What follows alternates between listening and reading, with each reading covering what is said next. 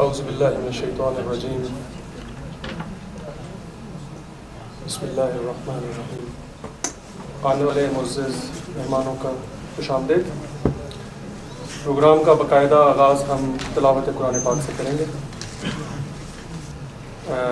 برادر سجاد علی سے گزارش ہے کہ اسٹیج پہ آئیں اور قرآن پاک کی تلاوت کریں۔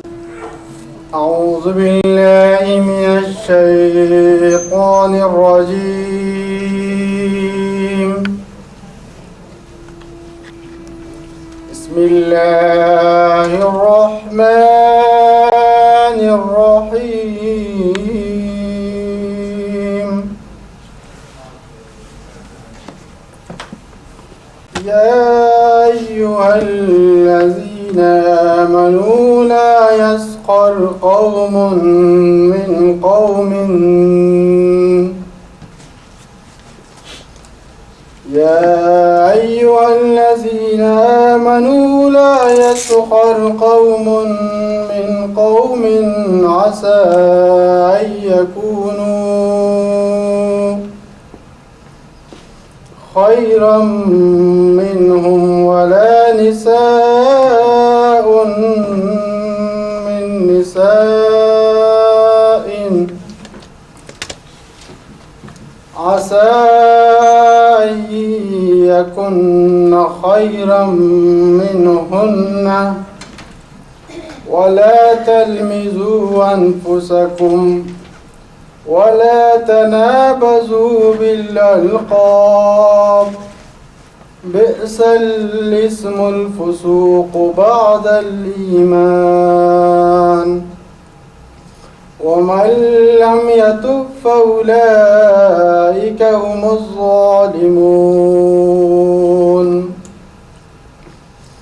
يا أيها الذين آمنوا اجتنبوا كثيرا من الظن إن بعض الظن إثم ولا تجسسوا ولا يغتب بعضكم بعضا أيحب أحدكم أن يأكل لحم أخيه ميتا فكرهتموه واتقوا الله إن الله تواب رحيم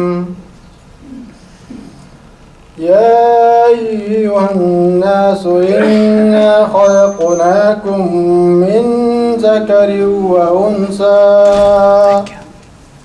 وجعلناكم شعوبا وقبائل لتعارفوا إن أكرمكم عند الله أتقاكم إن الله عليم خبير صدق الله مولانا العظيم۔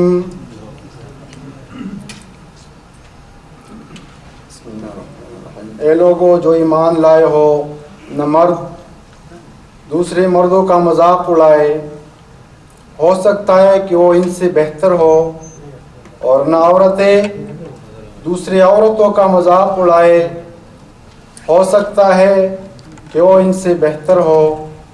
آپس میں ایک دوسرے پر طعن نہ کرو اور نہ ایک دوسرے کو برے القاب سے یاد کرو۔ ایمان لانے کے بعد فسق میں نام پیدا کرنا بہت بری بات ہے۔ جو لوگ اس روش سے باز نہ آئیں وہ ظالم ہیں۔ اے لوگوں جو ایمان لائے ہو، بہت گمان کرنے سے پرہیز کرو۔ بعض گمان گناہ ہوتے ہیں، اور تجسس نہ کرو، اور تم میں سے کوئی کسی کی غیبت نہ کرو۔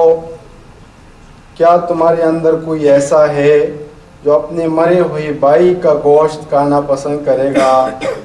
دیکھو تم خود اس سے گن کھاتے ہو۔ اللہ سے ڈرو، اللہ بڑا توبہ قبول کرنے والا اور رحیم ہے۔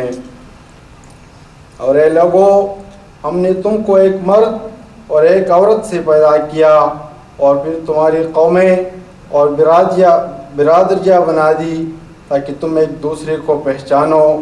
در حقیقت اللہ کی نزدیک تم میں سب سے زیادہ عزت والا وہ ہے جو تمہارے اندر سب سے زیادہ پرہیزگار رہے، اور یقیناً اللہ تعالیٰ سب کچھ جاننے والا اور باخبر ہے۔ صدق اللہ العظیم۔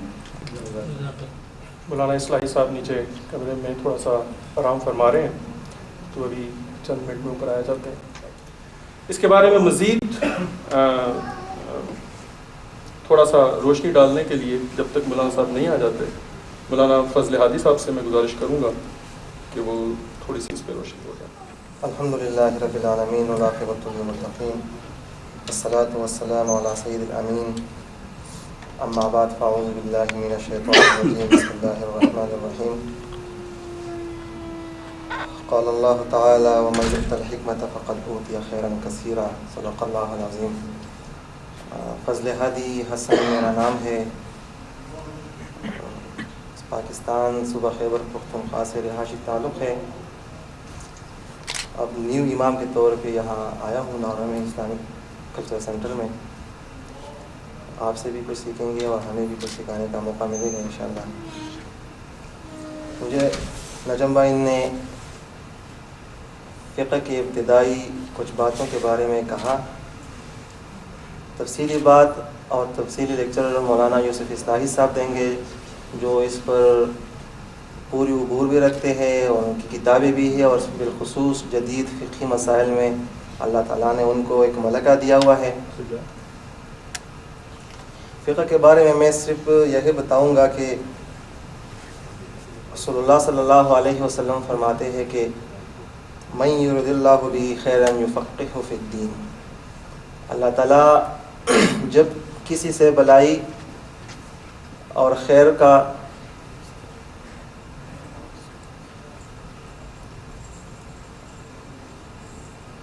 اللہ تعالیٰ جب کسی پر خیر اور بلائی کا فیصلہ کرتے ہیں تو اس کو فقاہت فی الدین دیتے ہیں۔ فقہ کا کہاں سے تصور شروع ہو گیا؟ رسول اللہ صلی اللہ علیہ وسلم نے جب معاذ بن جبل رضی اللہ تعالیٰ عنہ کو یمن کے لیے بھجوا دیا اور ان کو بھیج رہے تھے اپنی ایک رسول کی حیثیت سے، ایک پیغمبر کی حیثیت سے، تو رسول اللہ صلی اللہ علیہ وسلم نے پوچھا کہ یا معاذ بما تقضی، کس چیز پر فیصلہ کرو گے؟ تو معاذ رضی اللہ تعالیٰ عنہ نے فرمایا بکتاب اللہ، میں اللہ تعالیٰ کی کتاب پر لوگوں میں فیصلے کروں گا۔ رسول اللہ صلی اللہ علیہ وسلم نے پھر فرمایا کہ فَإِن لَمْ تَجِدْهُ، اگر کتاب اللہ میں آپ کو نہ ملا، آپ نے نہ پایا، تو پھر حضرت معاذ بن جبل رضی اللہ تعالیٰ عنہ نے فرمایا کہ بسنت رسولہ، میں رسول اللہ صلی اللہ علیہ وسلم کی سنت پر فیصلے کروں گا۔ رسول اللہ صلی اللہ علیہ وسلم نے پھر پوچھا فَإِن لَمْ تَجِدْهُ، اگر آپ کو اس میں بھی نہ ملے، تو معاذ بن جبل نے فرمایا اجتہد برأیی، میں اپنی رائے میں اجتہاد کروں گا۔ اور پھر رسول اللہ صلی اللہ علیہ وسلم کا چہرہ مبارک خوشی سے کھل اٹھا اور دعا فرمائی الحمدللہ الذی وفق رسول اللہ، کہ ساری صفت اس ذات کے لیے ہے جس نے اللہ تعالیٰ کے رسول کو ایسی توفیق دی کہ جو فیصلے اور اجتہاد کریں گے۔ فقہ ہم یہی سمجھتے ہیں کہ ہمارے ہاں جو تصور ہے کہ فقہ حنفی، فقہ مالکی، فقہ شافعی، لیکن فقہ اور جو تصور اسپیشل ہمارے پاکستان اور ہندوستان میں جو ہے ایک مسلک کی طرف ترغیب ہے، لیکن ہرگز یہ نہیں ہے۔ فقہ ایک علم ہے جو قرآن اور سنت کو سمجھنے کے لیے ایک بہترین ذریعہ ہے۔ بلکہ میں یہ کہوں گا کہ فقہ کنجی ہے، چابی ہے۔ جب تک انسان کو فقاہت نہ ہو، جب وہ فقہ کا علم نہیں رکھتا ہو، تو وہ قرآن اور سنت کو سمجھنے میں اس کو دقت آئے گی اور اس کو پیش کرنے میں اس کو مشکلات پیش آئیں گے۔ فقہ کا بہت بڑا دور رسول اللہ صلی اللہ علیہ وسلم کے زمانے سے، اگر وہ مولانا صاحب تفصیل سے بتائیں گے، میں اس موضوع میں نہیں جاتا۔ رسول اللہ صلی اللہ علیہ وسلم کے زمانے میں جو کام ہوا ہے، جو اس کا تطور ہے، ارتقاء ہے، صحابہ کرام کے زمانے میں 6 ادوار اس کے بنتے ہیں۔ سقوط بغداد کے بعد والا جو ہے ہمارا سلسلہ یہاں تک یہ چھٹا حصہ اس کا آ جاتا ہے. سقوط بغداد جب ہوا تھا ہلاک گوہان کے زمانے میں، تو وہ مختلف جو ادوار ہے وہ مولانا صاحب اس پہ گفتگو رکھیں گے. میری ایک کوشش ہے کہ میں آپ لوگوں کے کچھ ایسے سوالات بتاؤں فقہ کو سمجھنے کے لیے، جو مولانا صاحب کا 2 گھنٹے کا لیکچر، اسی سے ہمیں اگر سمجھ آ جائے، ہمارے سوالوں کو جوابات ہمیں ملے تو اچھا ہے، اگر نہیں ملے تو کم از کم وہ سوالات ہم مولانا صاحب سے پوچھ لیں کہ اس کا ہمیں جواب تسلی بخش جواب ملے. فقہ کے جو پھر مصادر ہے، جس کو ماخذ کہتے ہیں، جس کی طرف رجوع کیا جاتا ہے، وہ بالاتفاق جو ہمارے احناف کے ہاں ہے وہ 4 ہے: کتاب اللہ، سنت رسول، اجماع اور قیاس. دین کا ماخذ جو ہے وہ سب سے پہلے کتاب ہے، اللہ تعالیٰ نے رسول اللہ صلی اللہ علیہ وسلم پر نازل فرمائی ہے. پھر رسول اللہ صلی اللہ علیہ وسلم کی جو اعمال ہے، قولی ہے، ان کی فعلی سنت کی 2 قسم ہے سنت کی، سنت قولیہ اور فعلی. پھر وہ سنت رسول اللہ صلی اللہ علیہ وسلم یہ ہمارے لیے دوسرا ماخذ ہے. تیسرا اجماع ہے، صحابہ کرام کا اجماع اس پہ آ جائے، امت کا اجماع آ جائے، وہ فقہ کا ماخذ ہے. اور قیاس ہے. اسی طرح کچھ ایسے غیر منصوص ماخذ بھی ہے جس میں تعامل صحابہ، شرائع من قبلنا، وہ شریعتیں جو ہم سے پہلے تھی وہ بھی ماخذ میں آتا ہے. عرف، استحسان، یہ بھی عرف کے غیر منصوص ماخذوں میں آتی ہے.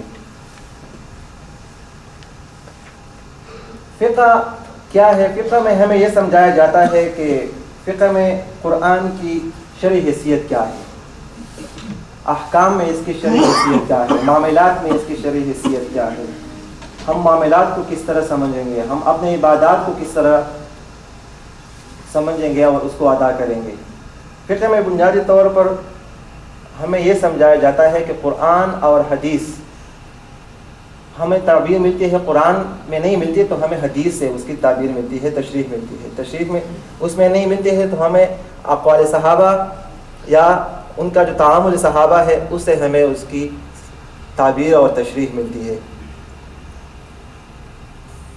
فقہ سمجھنے کے لیے ظاہر بات ہے، جس طرح قرآن اور حدیث کو سمجھنے کے لیے عربی زبان پر عبور لازمی ہے کہ ہم قرآن کو سمجھیں، تو اس صورت میں کہ ہمیں عربی زبان آ جائے، اس کے قواعد و ضوابط آ جائے.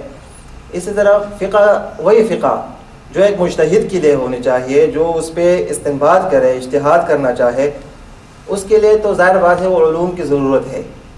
لیکن جو مجھے اور آپ کے سمجھنے کے لیے ہے تو ہمیں کم از کم قرآن اور سنت کے وہ بنیادی اصول اور بنیادی علم کی لازمی ہے کہ ہم کم از کم فقہ کو سمجھنے اور فقہ کی روشنی میں اور فقہ کی تعبیر میں ہم پھر قرآن اور سنت کے اعلیٰ اور وہ تعبیر پہ پہنچ جائے.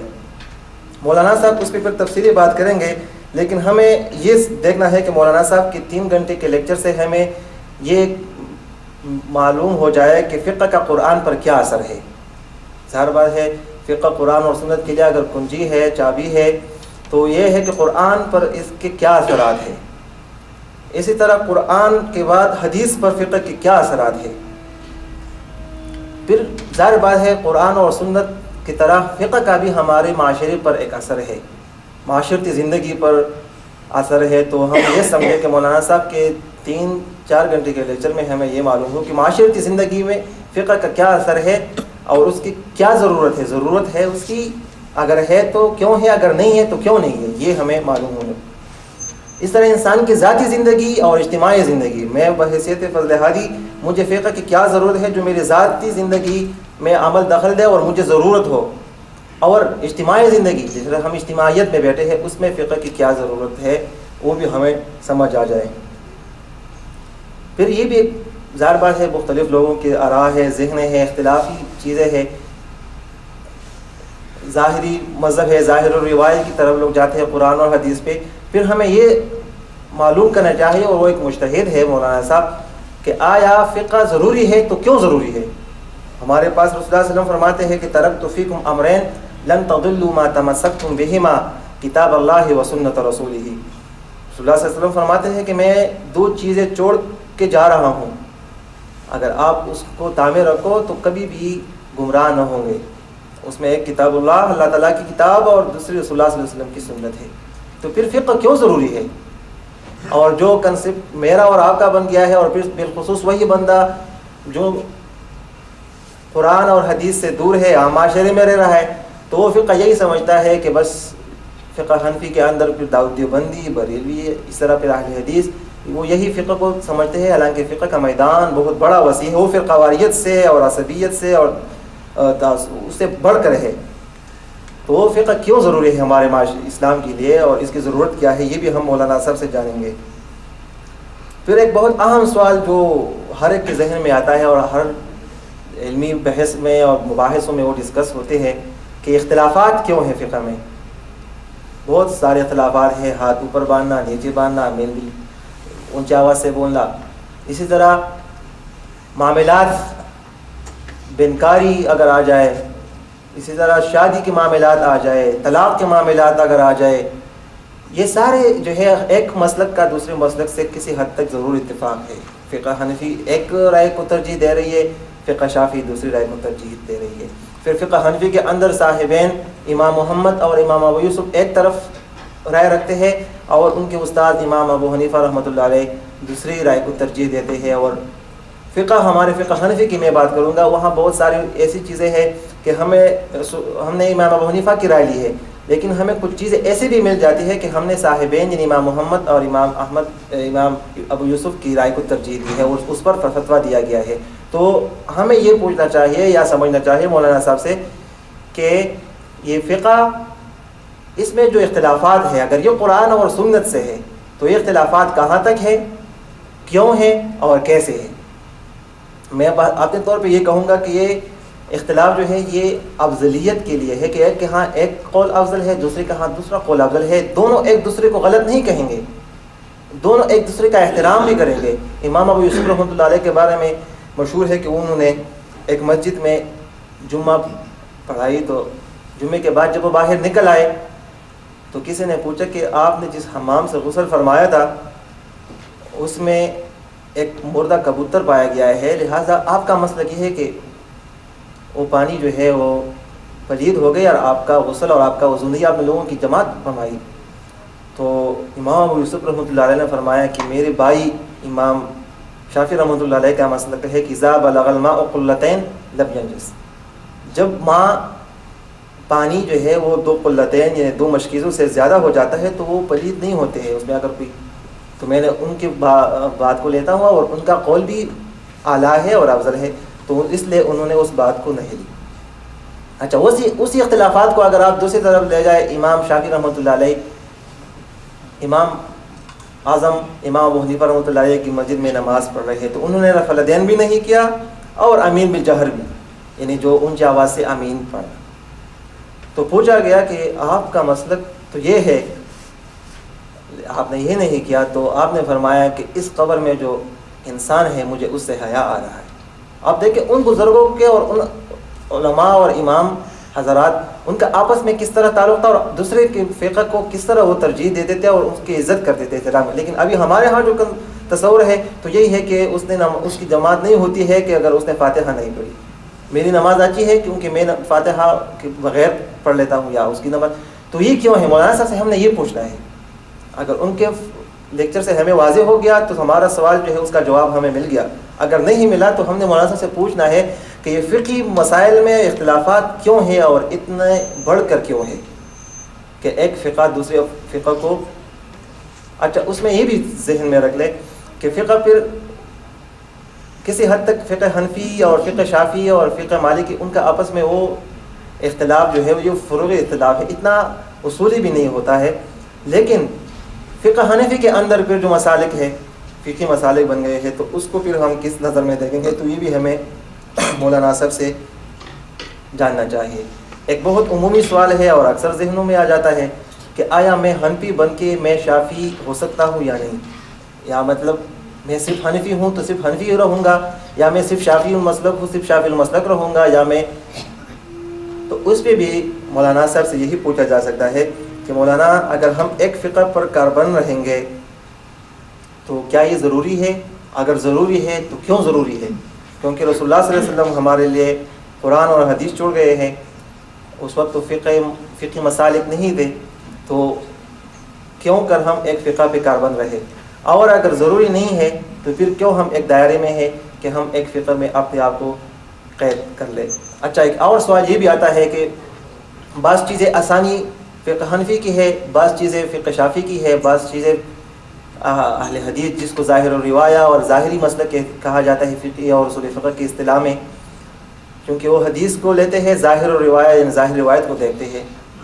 تو اس سے یہ پوچھا جا سکتا ہے مولانا سے کہ آیا ہم ایک چیز فقہ حنفی کے لے لیتے ہیں، ایک چیز فقہ شافی کے لے لیتے ہیں، تو کیا یہ جائز ہے ہمارے لیے یا ناجائز ہے، یا اولا ہے غیر اولا؟ میں ناجائز میں اولا اور غیر اولا کی بات کروں گا. ان سے یہ بھی پوچھا جا سکتا ہے کہ آیا ہمیں آسانی اس میں ہے کہ ہم ایک رکعت وتر پڑھ لیں، لیکن میں فقہ حنفی کا ہوں، میرے نزدیک 3 رکعتیں وتر ہے، تو کیا یہ میرے لیے جائز اولا ہے یا غیر اولا ہے؟ اور اس طرح بہت بے شمار ایسے فقہی چیزیں ہیں جو ہمیں مولانا صاحب سے پوچھنی چاہیے. ابھی یہ ہے کہ فقہ کا ہمارے انسان کے لیے اس میں کیا بھلائی ہے کہ انسان جو ہے وہ فقہ قرآن اور حدیث پر وہ توجہ دے، قرآن سیکھے، قرآن کے علوم سیکھے، حدیث سیکھے، حدیث کے علوم جو سیکھے وہ بہت بڑا باب ہے. فقہ کو ہم کیوں کرتے توجہ دیں؟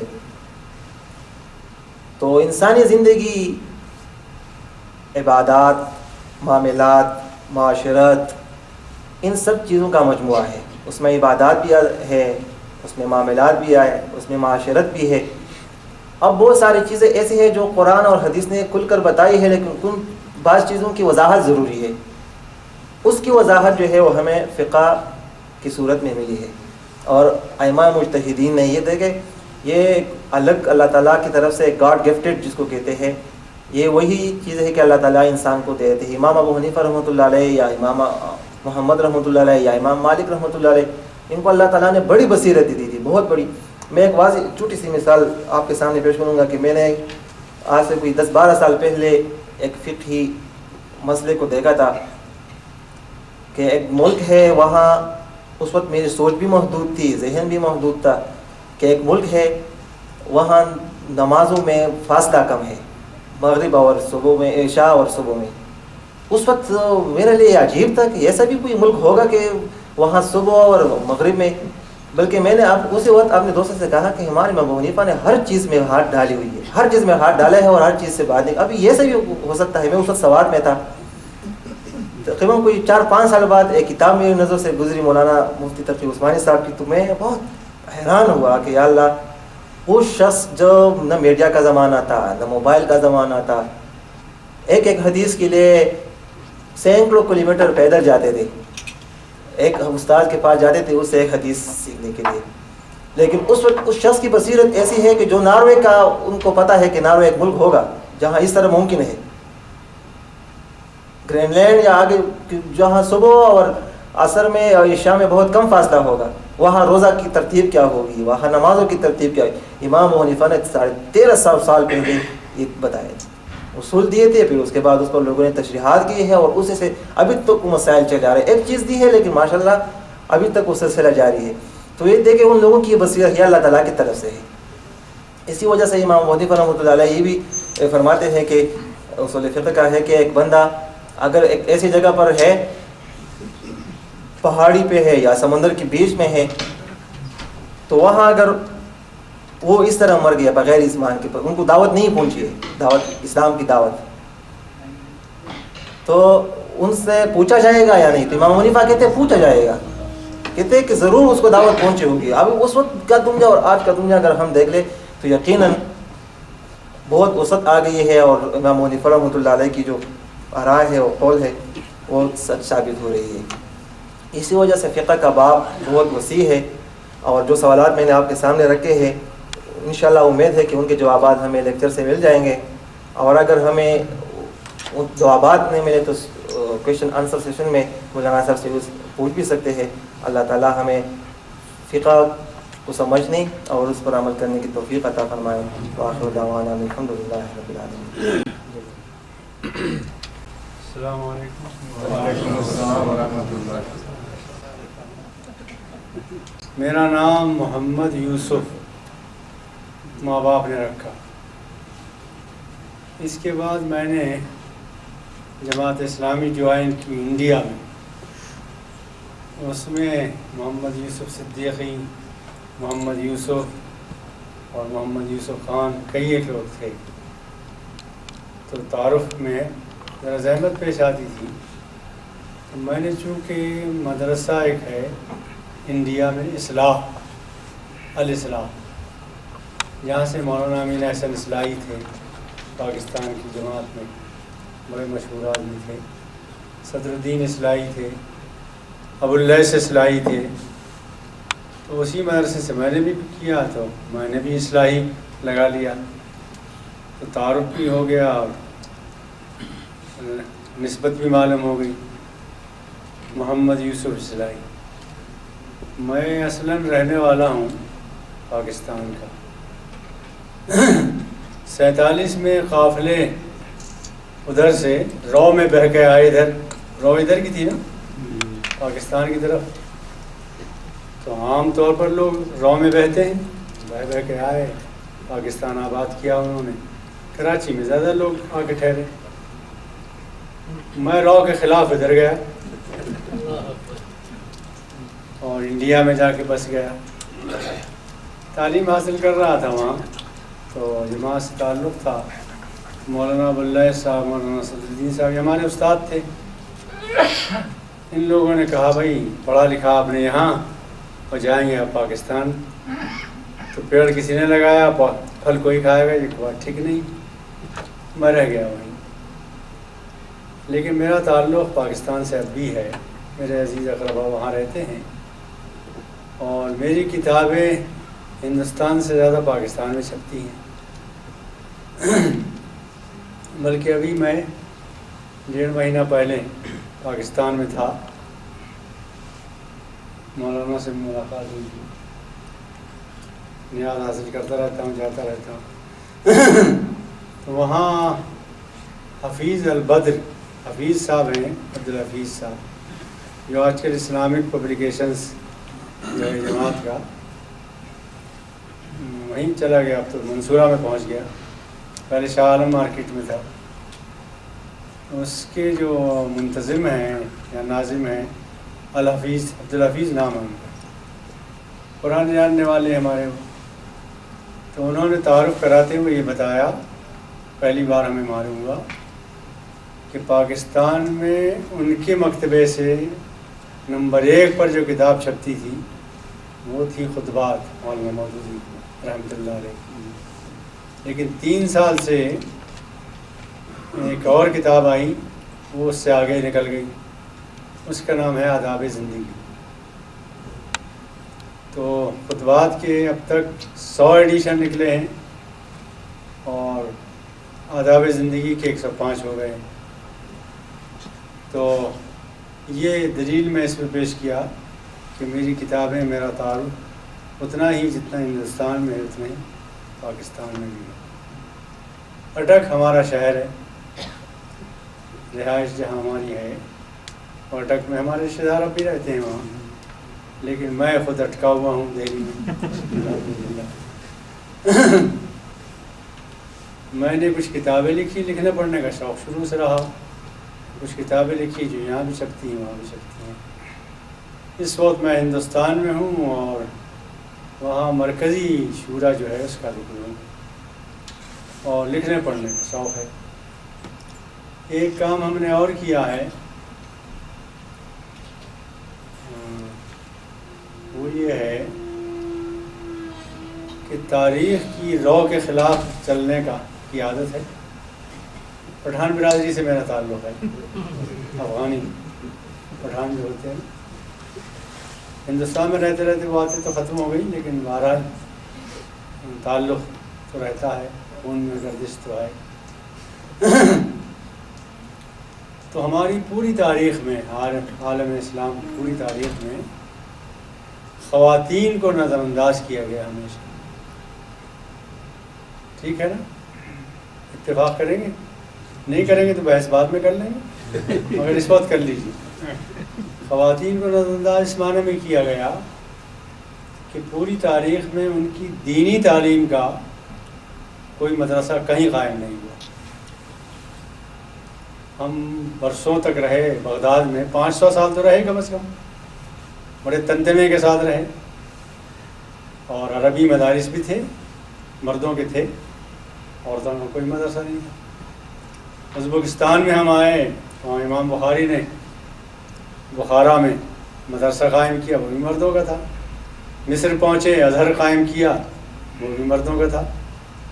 ہندوستان آئے، تو دیوبند قائم کیا، ندوہ قائم کیا. آپ کے پاکستان میں ویسے مدرسے کا عام طور پر مردوں کے لیے تھے. پچھلے 60 سال سے امت میں یہ تبدیلی آئی. کس وجہ سے آئی اس پر بحث الگ ہوگی، کہ خواتین کی طرف توجہ ہوئی اور خواتین کی دینی تعلیم کا بندوبست کیا گیا.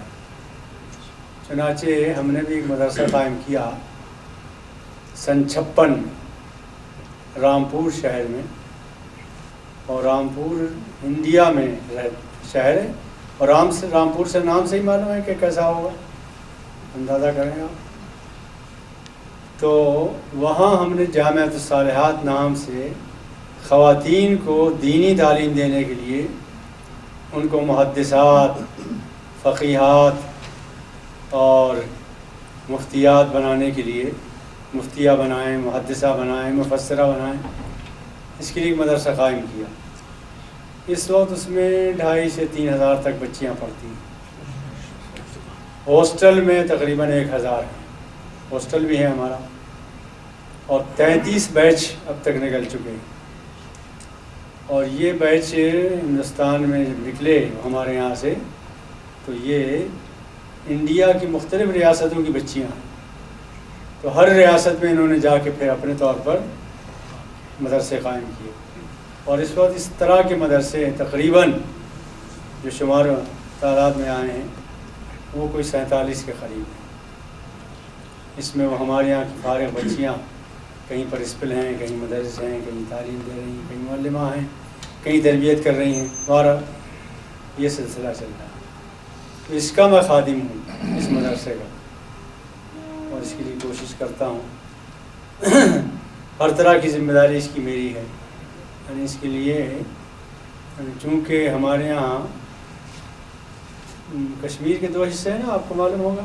ایک تو آپ لوگوں نے قبضہ کر رکھا ہے، ایک وہ ہے، اور ایک وہ ہے جو ہمارے ہندوستان نے قبضہ کر رکھا ہے، ایک وہ ہے. تو جو ہمارے ہندوستان نے قبضہ کر رکھا اس کی بچیاں ہمارے یہاں آتی ہیں.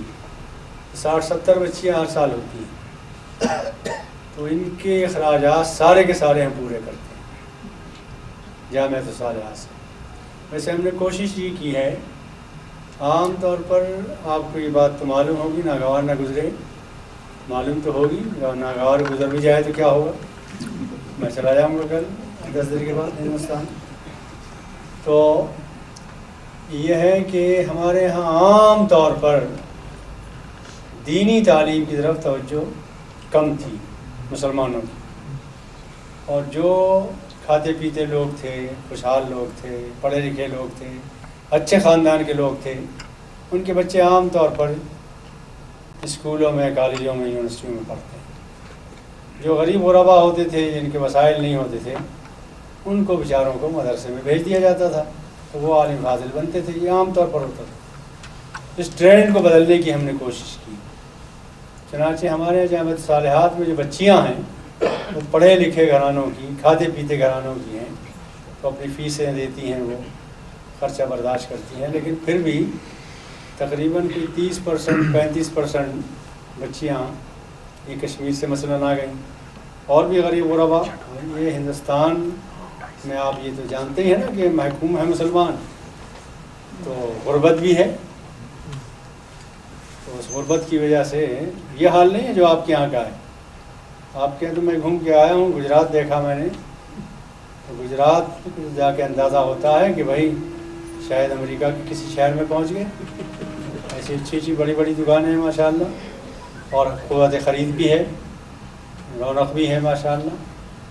تو ہمارے ہاں یہ ہے کہ وہ लड़कियां जो हैं वो खाते पीते घरानों की हैं, लेकिन ये जो 35% 30% हैं वो उनके खर्चे हम बर्दाश्त करते हैं। तो ये बर्दाश्त करने के माना ये है कि ये फराहम करना भी मेरे ज़िम्मे है, और वो भी करता हूँ मैं काम अल्हम्दुलिल्लाह। चनांचे मैं साल में तकरीबन को 4 महीने वहाँ रहता हूँ। ये इतनी दराज लफ्सी और लंबी तकरीर मैंने इसलिए की ताकि तकरीर से बच जाऊँ। ये पूरी हो गई ना, बात समझ में आ गई आपको? तारुफ भी हो गया, तकरीर भी हो गई। अभी अभी उतरा हूँ जहाज़ से और अभी खाना खाया है। और ये नहीं है कि कोई आज से ये सफ़र शुरू हुआ, कल से शुरू हो चुका है। रामपुर से दिल्ली आया 6 घंटे में, फिर ये 4.5 घंटे का एक दोहा तक, फिर 6.5 घंटे का ये, तो मुसलसल। और एक रात तो रात ही नहीं आई, वो नींद ही नहीं हुई, इसलिए कि 4 बजे फ़्लाइट थी और 3 घंटे पहले बुलाते इंटरनेशनल में, तो वो सारा वक्त में गुजर गया। ये है मेरा तारुफ। अब कोई बात आप पूछना चाहें तो पूछिए इंशाअल्लाह। इसमें किसी को जहमत नहीं दी हमने तारुफ कराने में इंशाअल्लाह। फैमिली के बारे में थोड़ा सा बता दीजिए। जी, फैमिली, अपनी फैमिली के बारे में। मेरी फैमिली, जी, भाई आप क्यों खतरा महसूस कर रहे हैं? हिंदुस्तान में रहते हुए भी वही हाल है जो यहाँ है। अभी इंटरनेशनल आपसे भी खतरा है। अच्छा, यहाँ तो ये है ना कि एक से ज़्यादा मुमकिन नहीं है। वही बात वहाँ हिंदुस्तान में भी है। मेरे भाई बहनें जो हैं वो तो सब यहीं हैं पाकिस्तान में, कराची में, अटक में और किसी और जगह। अलबत्ता ससुराल के रिश्ते मेरे वहाँ हिंदुस्तान में हैं, तो वो भी अच्छा लंबा चौड़ा ख़ानदान है माशाअल्लाह। पोते भी हैं, पोतियाँ भी हैं, नवासे भी हैं अल्हम्दुलिल्लाह। मेरे अपने 8 बच्चे हैं, तकरीबन 5 लड़के और 3 लड़कियाँ। एक लड़की हमारी रियाज में रहती हैं सऊदी अरब में, एक अमेरिका में है, एक अलीगढ़ यूनिवर्सिटी में है, और लड़के दिल्ली में हैं, कुछ रामपुर में हैं। ये फैमिली का ताल्लुक़ अल्हम्दुलिल्लाह। आपकी इब्तदाई तालीम जी? इब्तदाई तालीम पाकिस्तान की है या इंडिया से ही? इब्तदाई तालीम इंडिया में सब सारी की सारी। क्योंकि आप कह रहे हैं माइग्रेट करके पाकिस्तान से इंडिया गया हूँ। नहीं गया तो इधर से हूँ। अब किस उम्र में गया हूँ, कब ले गए वालिदैन? मेरे वालिद वहीं थे इंडिया में। पाकिस्तान बनने के बाद वो वापस आ गया, मैं रह गया, ऐसा हुआ।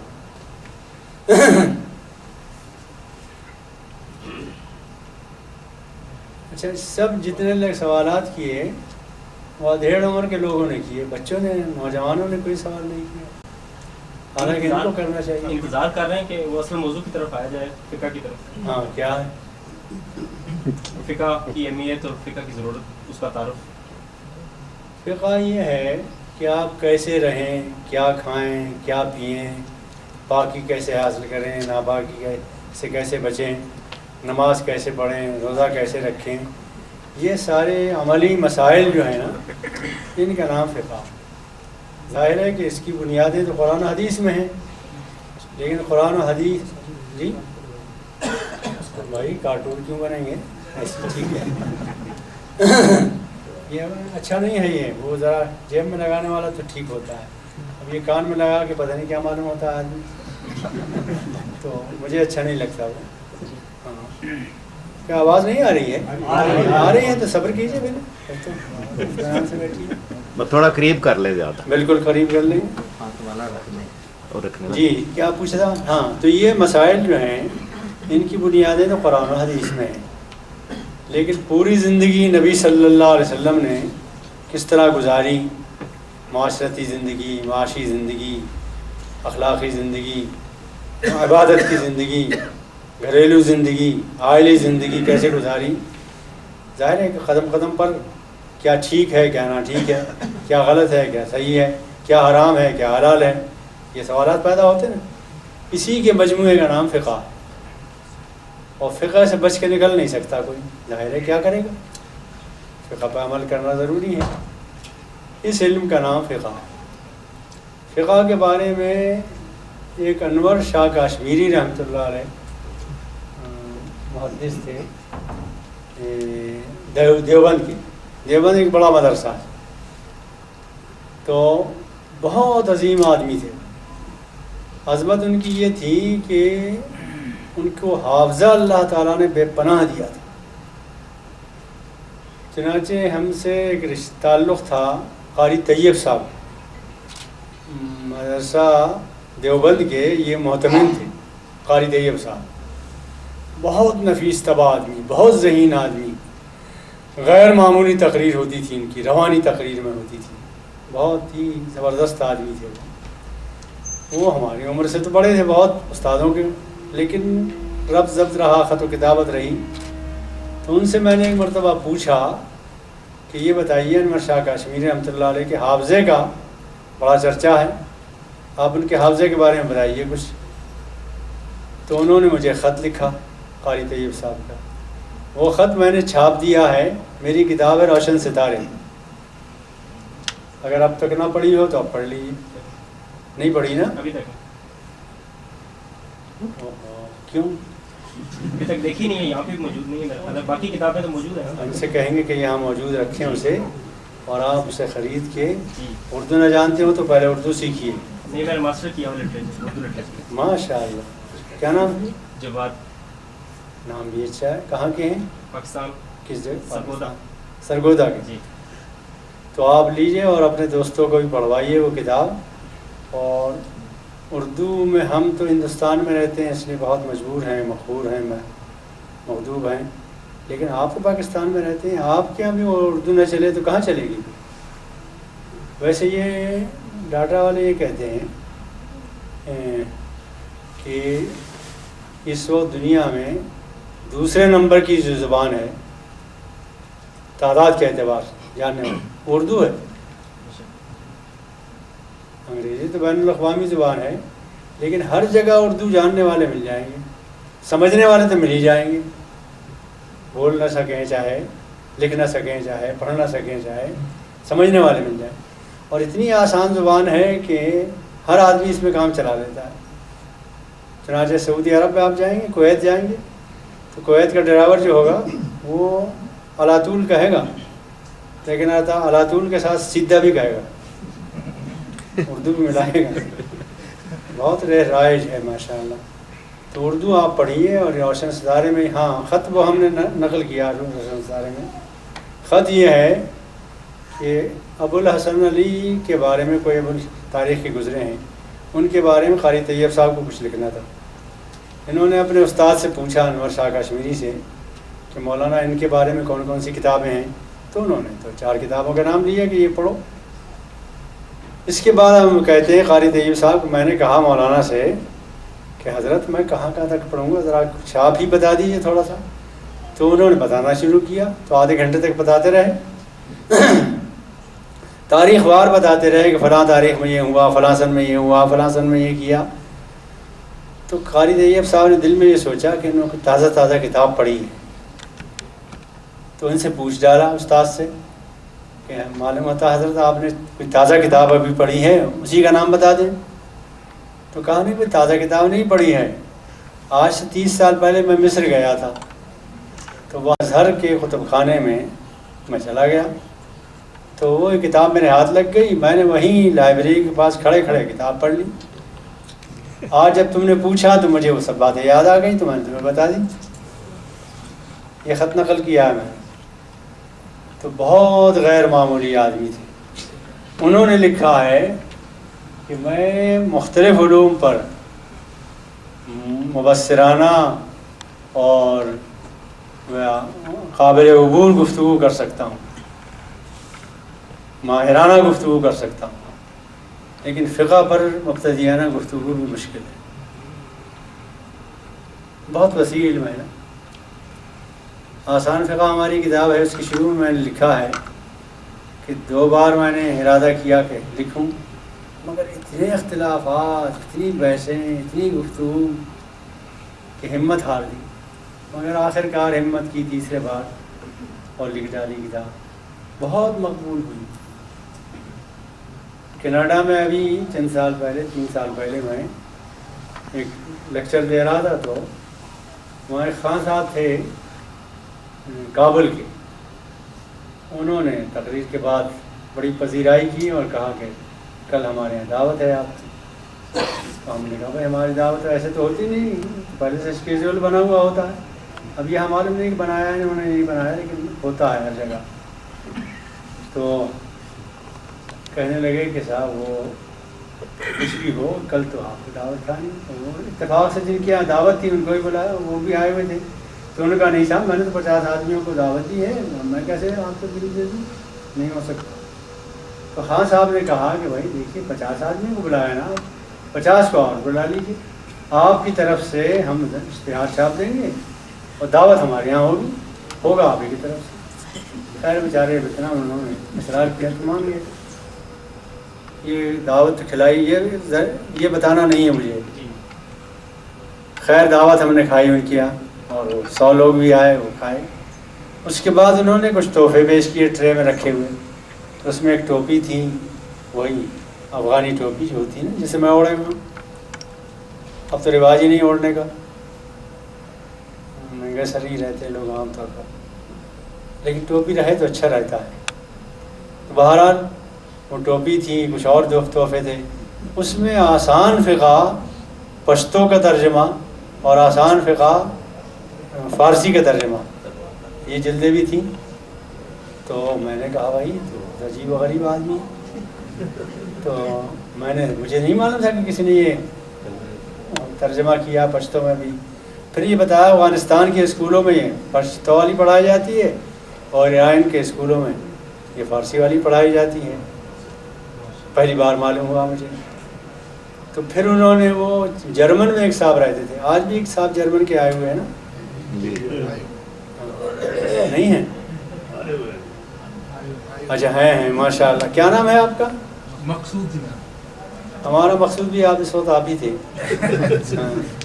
تو مقصود صاحب آئے ہوئے ہیں، جرمن کے رہنے والے تھے وہ صاحب جنہوں نے ترجمہ کیا، ان سے فون پر گفتگو ہوئی، تو ان سے میں نے کہا کہ بھائی کتاب میری ہے، آپ نے ٹرانسلیشن کیا پشتو میں، ٹرانسلیشن کیا فارسی میں، پوچھا بھی نہیں، انہیں اجازت لینا بھی نہیں تو ضروری سمجھی، دینا تو الگ بات۔ کہنے لگے واہ صاحب واہ، میں تو یہ سوچ رہا تھا کہ آپ یہ سن کے کہ آپ کا کتاب کا ترجمہ پشتو فارسی میں وہ خوش ہوں گے اور آپ ناراض ہو رہے ہیں۔ تو میں نے کہا ناراض تو نہیں ہو رہے ہیں، لیکن بھائی رائلٹی بھی تو کوئی چیز ہوتی ہے نا، خیر نہ دیں مگر یہ کہ بتا تو دیتے، اجازت دے دیتے۔ تو بہرحال بہت سی زبانوں میں اس کا ترجمہ ہو چکا ہے، ٹھیک ہے۔ اور فقہ کی اہمیت یہ ہے کہ اس کے بغیر زندگی کا کام چلتا نہیں، زندگی کی گاڑی چلتی نہیں، فقہ اتنی اہم چیز ہے۔ واضح ہو گئی نا بات؟ ایک ڈاکٹر صاحب تھے، کیا نام تھا ان کا؟ طاہر صاحب، کہاں ہیں؟ ارے آپ اٹھنا بھی نہیں چاہتے بھائی، دیکھیے ان کو دیکھ لیجیے، یہ ہیں MBBS ہیں، 5ویں کلاس سے انہوں نے ڈاکٹری شروع کر دی تھی، جتنی عمر ہو گئے MBBS، اور پھر آپ MD بھی کیا؟ میں نے ماسٹرز کیا، ہاں ایک ماسٹرز کیا، دوسرا ماسٹرز کر رہا ہوں یہاں سے۔ ماشاء اللہ، ٹھیک، مل جائیں گے مریض آپ کو، فکر نہ کریں۔ آپ کا سوال تو کوئی نہیں ہے دواؤں کے بارے میں؟ ڈاکٹر لوگ سوال کرتے ہیں نا الکوہل کے بارے میں، دواؤں میں استعمال۔ یہ بھی ڈاکٹر بیٹھے ہیں ہمارے پاس ایک، اگر آپ کہیں گے نا سارے ڈاکٹر کھڑے ہو جائیں تو شاید آدھے بندے کھڑے ہو جائیں۔ نہیں بھائی ظاہر نہیں کرنا، اتنے مریض بھی نہیں ملیں گے۔ اور کوئی بات نہ پوچھنی ہو تو دعا کر لیں۔ میں سوال کر لیتا ہوں۔ ہاں یہاں پہ رہنے والے جو ناروے میں ہم لوگ رہ رہے ہیں یا یورپ میں عام طور پہ، ہمیں جب مکان خریدنے کی ضرورت ہوتی ہے تو اکثر لوگ پوری قیمت ادا نہیں کر سکتے، تو پھر بینک سے لون لینا پڑتا ہے۔ تو ظاہر ہے اس پہ وہ سود لینا پڑتا نہیں ہے، لیتے لیا ہیں، جاتا ہے، لیا ہاں جاتا ہے، لیا جاتا ہے۔ اور تقریباً 80-90% لوگ جو ہے وہ لیتے ہیں اور سلسلہ چل رہا ہے۔ صحیح، اب اس بارے میں کوئی فتویٰ یا کوئی ایسی کوئی بات جس سے صحیح۔ اس کا کوئی جو کچھ مجھے معلوم ہے وہ میں بتا دیتا ہوں، آپ خوش تو نہیں ہوں گے اس سے، ظاہر ہے، اس لیے کہ کوئی راہ تو کھولوں گا نہیں آپ کے لیے۔ میرے نزدیک تو سود ہے، وہ حرام ہے، ٹھیک ہے نا، اور اسے میں حلال نہیں کر سکتا، میں کر بھی دوں تو حلال نہیں ہوگا۔ حلال تو وہی ہوگا جسے اللہ کا رسول حلال کرے، اس کے بغیر نہیں ہوتا، ٹھیک ہے نا۔ بالکل ٹھیک ہے۔ اور پھر آپ مجھ سے توقع بھی نہ رکھیں، اس کی وجہ یہ ہے کہ مکان میں رہیں گے تو ٹھاٹ سے آپ اور گناہ گار میں بنوں فتویٰ دے کے، تو یہ بیوقوفی کی بات ہوگی نہیں ہوگی۔ تو اس لیے آپ مجھ سے کچھ توقع نہ رکھیں کہ میں کوئی راہ نکالوں گا، وہ غلط ہے۔ البتہ یہ کوشش کریں آپ لوگ کہ مسلمان یہاں اتنے لوگ جمع ہیں، اور شاید جہاں تک مجھے علم ہے ہر جگہ حالات خراب ہیں معاشی، مگر ناروے میں نہیں ہے، یہاں کی معاشیات مضبوط ہیں۔ مسلمان جو یہاں آئیں ان کی معاشیات مضبوط ہوں گی۔ ایسا فنڈ بنائیں جس سے قرضہ حسنہ دیں لوگوں کو اور وہ مکان لینے میں ان کو آسانی ہو جائے۔ اس طرح کی کوششیں، تنظیم جو آپ کی ہے اس میں وہ کریں، اور یہ کوئی مشکل کام نہیں ہے، بڑی خیر و برکت ہوگی، بہت خیر و برکت ہوگی، اللہ بہت خیر و برکت دے گا۔ اس لیے کہ آپ اس کے حکم پر جب چلیں گے اور اس نے جو حلال کیا اسے اسی پر قائم رہیں گے تو غیب سے اللہ تعالیٰ راہیں فراہم کرتا وَيَرْزُقْهُ مِنْ حَيْثُ لَا يَحْتَسِبُ، اور دیتا ہے وہ وہاں سے جہاں تمہارے گمان کی رسائی بھی نہیں، وہاں سے ملتا ہے۔ تو انشاءاللہ کوشش کریں گے تو ہو جائے گا۔ جی ارشاد۔ یہ آپ نے انگلیاں دو کیوں اٹھائیں؟ دو سوال کرنا ہے؟ اچھا، میرا مولانا پہلے سوال یہ ہے کہ جب فرض نماز پڑھتے ہیں امام کے وقت، جب فرض نماز پڑھی جاتی ہے امام صاحب کے پیچھے، تو پہلی 2 رکعت میں قرات کی جاتی، امام قرات کرتا ہے اونچی آواز۔ قرآن میں جہاں تک مجھے میری معلومات ہے کہ جب قرآن پڑھا جائے تو آپ غور سے سنو، اور حدیث کہتی ہے کہ جو شخص سورہ فاتحہ نہیں پڑھتا اس کی نماز نہیں ہوتی۔ تو اس معاملے میں مولانا ٹھیک، ان کا سوال یہ ہے کہ قرآن میں یہ ہے کہ جب قرآن پڑھا جائے تو خاموش رہو، توجہ سے سنو، وَإِذَا قُرِئَ الْقُرْآنُ فَاسْتَمِعُوا لَهُ وَأَنصِتُوا لَعَلَّكُمْ تُرْحَمُونَ۔ اور حدیث میں یہ ہے کہ جس نے سورہ فاتحہ نہیں پڑھی نماز اس کی نہیں ہوئی، ہے نا۔ دونوں میں ذرا سچ رکھا۔ تو پہلی بات تو یہ ہے بھائی کہ جو شخص یہ قرآن کی آیت پڑھتا ہے، ٹھیک ہے نا، وَإِذَا قُرِئَ الْقُرْآنُ، جب قرآن پڑھا جائے تو خاموش رہو۔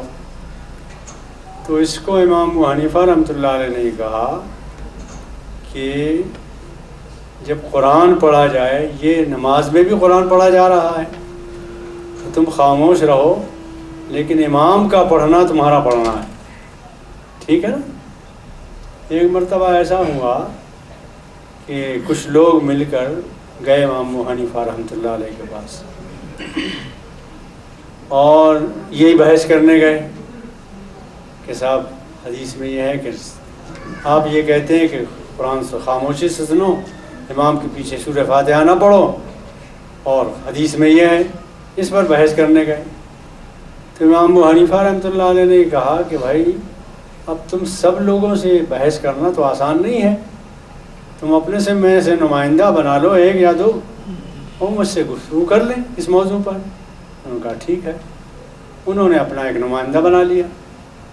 تو امام ابو حنیفہ نے پوچھا کہ جو یہ کہے گا یا یہ مان لے گا تو سب مان لو گے نا؟ تو انہوں نے کہا سب مان لیں گے۔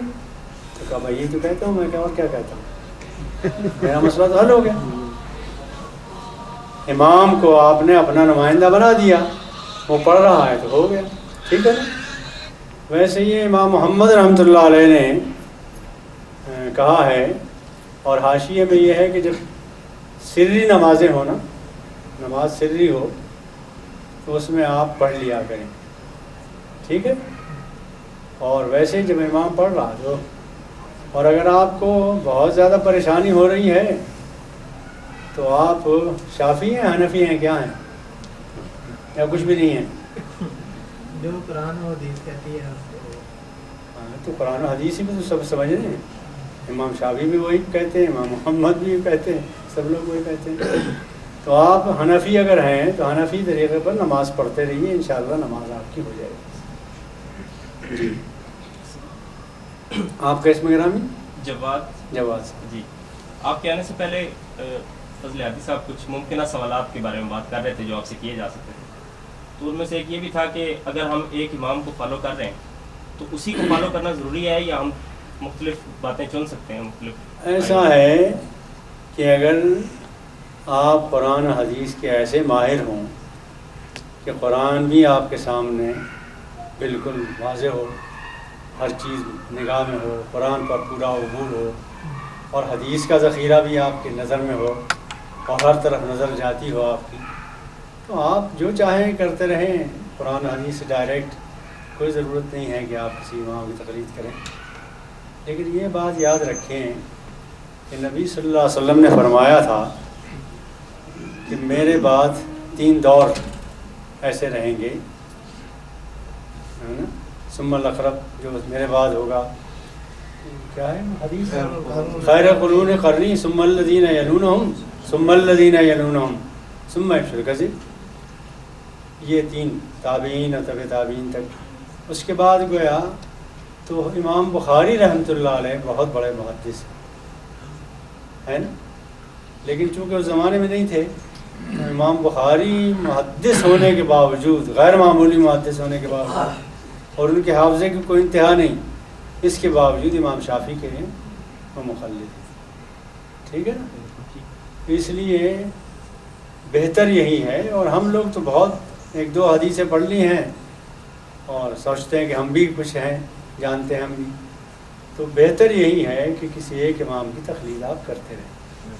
اور رہا یہ کہ کہیں کوئی پریشانی پیش آ رہی ہو تو وقت کے علماء سے ملاقات کر لیں اور اس مسئلے کو حل کر لیں. ہو سکتا ہے کوئی حل نکل سکتا ہو. بعض چیزوں پر ہم حنفی ہونے کے باوجود دوسرے اماموں کی باتوں پر عمل کرتے ہیں ضرورت پڑنے پر. ویسے بہتر یہی ہے کسی ایک امام کی تقلید کریں. ٹھیک ہے نا. یہ صحیح سیف ہے. آپ رہتے یہی ہیں؟ جی کچھ عرصے. مثال کے طور پر فرض کیجئے کہ آپ کو ایئرپورٹ جانا ہے. یہ ہم اوسلو میں ہے نا اس وقت. جی ایئرپورٹ کا نام کیا ہے؟ گاڑیمن. تو ایئرپورٹ جانا ہے آپ کو. آپ نے پوچھا آپ سے کہ بھئی ایئرپورٹ جانا ہے کیا؟ تو انہوں نے کہا ہائی وے لے لو، پکڑ لو، جلدی پہنچ جاؤ گے. آپ سے پوچھا تو آپ نے کہا کہ ہائی وے کہاں لوگ ہیں، یہاں بہت لمبا راستہ، میں ایک شارٹ کٹ بتا دیتا ہوں.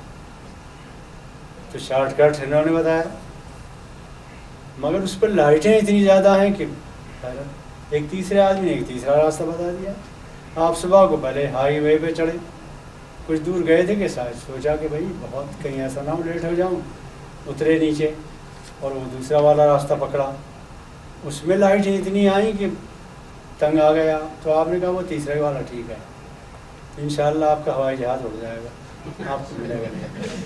اس لیے 3 راہیں نہ اختیار کیجیے، ایک ہی راہ لے لیجیے اور اس پہ چلے جائیے، انشاءاللہ فلائٹ مل جائے گی آپ. ٹھیک ہے. السلام علیکم ورحمۃ اللہ وبرکاتہ. آج خواتین کی ایک بڑی تعداد نوجوان بچیوں سمیت فقہ کے مسائل جاننے کے لیے جمع ہوئے ہیں، جن میں سر فہرست مسائل فقہ اختلافات کی حقیقت. ناروے میں مختلف مسالک کی مساجد ہیں جن کے آپس کی چپقلش نوجوان نسل کے ذہن پر بہت بڑے اثرات ڈالتی ہے. مسلک کیا ہے، اس کی نوعیت کیا ہے، اماموں کا اسلامی تاریخ میں کیا کردار ہے. یہاں اوسلو میں ایک مسجد میں جانے والے دوسری مسجد میں نماز کی ادائیگی گناہ سمجھتے ہیں. ہندوستان میں مسلمانوں کی کیا حالات ہیں، جماعت اسلامی ہند کا اشاعت اسلام میں کیا کردار ہے، یہ دو آخر کے سوالات ان سے فقہی سوالات نہیں ہیں، لیکن اس میں شامل کر دیے ہیں۔ باقی جو ابتدائی سوالات کیے ہیں وہ بہت غیر معمولی اہم ہیں، اس لیے کہ اس وقت ہمارا حال یہ ہے، پوری دنیا میں ہے، یعنی صرف یہی نہیں کہ اوسلو میں یہ پریشانی ہے، امریکہ میں جو مسلمان گئے ان کو بھی یہ پریشانی ہے، انڈیا میں جو مسلمان رہے تھے ان کو بھی یہ پریشانی ہے، اور پریشانی اگر نہ ہو تو کہتے ہیں مزہ ہی کیا آیا دین میں، اس طرح کی بات ہے۔ اس پر تو گفتگو جم کے کرنا چاہیے۔ اب مثال کے طور پر فقہی اختلافات کی حقیقت کیا ہے اور اماموں کا مسالک کا مسئلہ کیا ہے، اس پر کم از کم ایک گھنٹے کی تقریر ہو تب مسئلہ حل ہوگا۔ لیکن صورتحال یہ ہے کہ دیکھیے اتنی بات سمجھ لینی چاہیے کہ یہ جو امام چار گزرے ہیں ہمارے، اول تو ہر ایک امام تھا، بے شمار امام تھے ہمارے، اور وہ دور جو تھا امام ابو حنیفہ کے دور، اس کے بعد کے دور، اس میں امام بہت تھے، ہوتے ہوتے یہ چار فقہ رہ گئیں۔ اور آپ سوچیں کہ کسی مسئلے پر بھی جب گفتگو کریں گے تو حدیثیں وہی ہیں، قرآن کی آیتیں وہی ہیں، سمجھنے کا انداز فرق ہو گیا ہے۔ مثال کے طور پر آپ کو سمجھاتا ہوں، ترمذی کی ایک روایت ہے، ترمذی میں ہے کہ محمد صلی اللہ علیہ وسلم کو ایک مرتبہ جبریل امین نے آ کر، جبریل امین تشریف لائے اور انہوں نے آ کر جماعت کی نماز پڑھائی، ایک مرتبہ اول وقت میں، ایک مرتبہ آخر وقت میں، ٹھیک ہے نا؟ یہ ہے حدیث، صحیح حدیث ہے۔ اب سوال یہ پیدا ہوتا ہے کہ حنفی یہ کہتے ہیں کہ نفل پڑھنے والوں کے پیچھے فرض پڑھنے والوں کی نماز نہیں ہو سکتی، لیکن دوسرے لوگ یہ کہتے ہیں، یہ سلفی بھی کہتے ہیں، عرب میں آپ جائیں گے تو ایک آدمی نفل پڑھ رہا ہے، تراویح پڑھ رہا ہے، اور جس کے فرض رہ گئے ہیں وہ آ کے اس کے پیچھے نیت باندھ لے گا اور اپنے فرض ادا کر لے گا، وہ جماعت سے فرض ہو گئے۔ تو نفل پڑھنے والے کے پیچھے بھی فرض پڑھنے والا اپنی نماز پڑھ لیتا ہے۔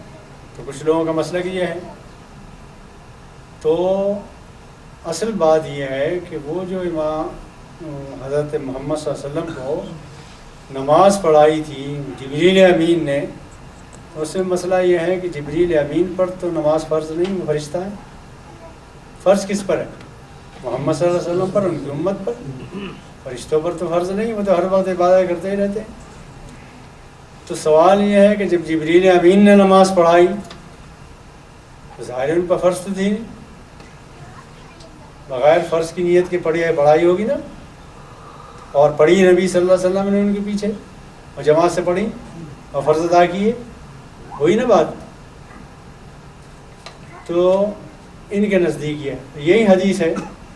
امام ابو حنیفہ رحمۃ اللہ علیہ یہ کہتے ہیں کہ بے شک صحیح بات ہے کہ فرشتوں پر نماز فرض نہیں، لیکن اللہ نے کہا جا کے نماز پڑھاؤ، حکم دیا نا، اب فرض ہو گئی نہیں؟ اب جب فرض ہو گئی تو فرض کے پیچھے فرض پڑھے انہوں نے، ٹھیک پڑھوں گا۔ تو اسی طرح کی حدیثیں ہیں، ایک ہی طرح کی حدیثیں ہیں، اس کے سمجھنے میں، عقل لڑانے میں لوگوں کے اختلافات ہوئے ہیں، اور یہ اختلافات یہ سب کے سب اخلاص پر مبنی ہیں، خلوص پر مبنی ہیں، صداقت پر مبنی ہیں، ٹھیک ہے؟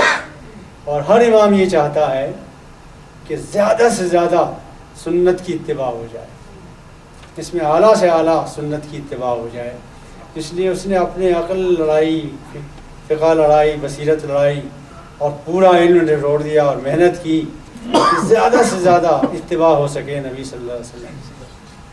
تو امام ابو حنیفہ نے بھی یہی کوشش کی، امام شافعی نے بھی یہی کوشش کی، امام احمد بن حنبل نے بھی یہی کوشش کی، امام مالک نے بھی یہی کوشش کی۔ کسی کو غلط کہیں گے؟ سب پر قربان ہونے کو جی چاہے گا کہ پوری زندگیاں لگا دیں اور یہ راستے میں ہمیں بتائے کہ نبی صلی اللہ علیہ وسلم کی اطاعت یوں زیادہ اچھی ہو سکتی ہے، سنت پر یوں عمل پورا ہو سکتا ہے، اس لیے ساروں برحق ہے، ٹھیک؟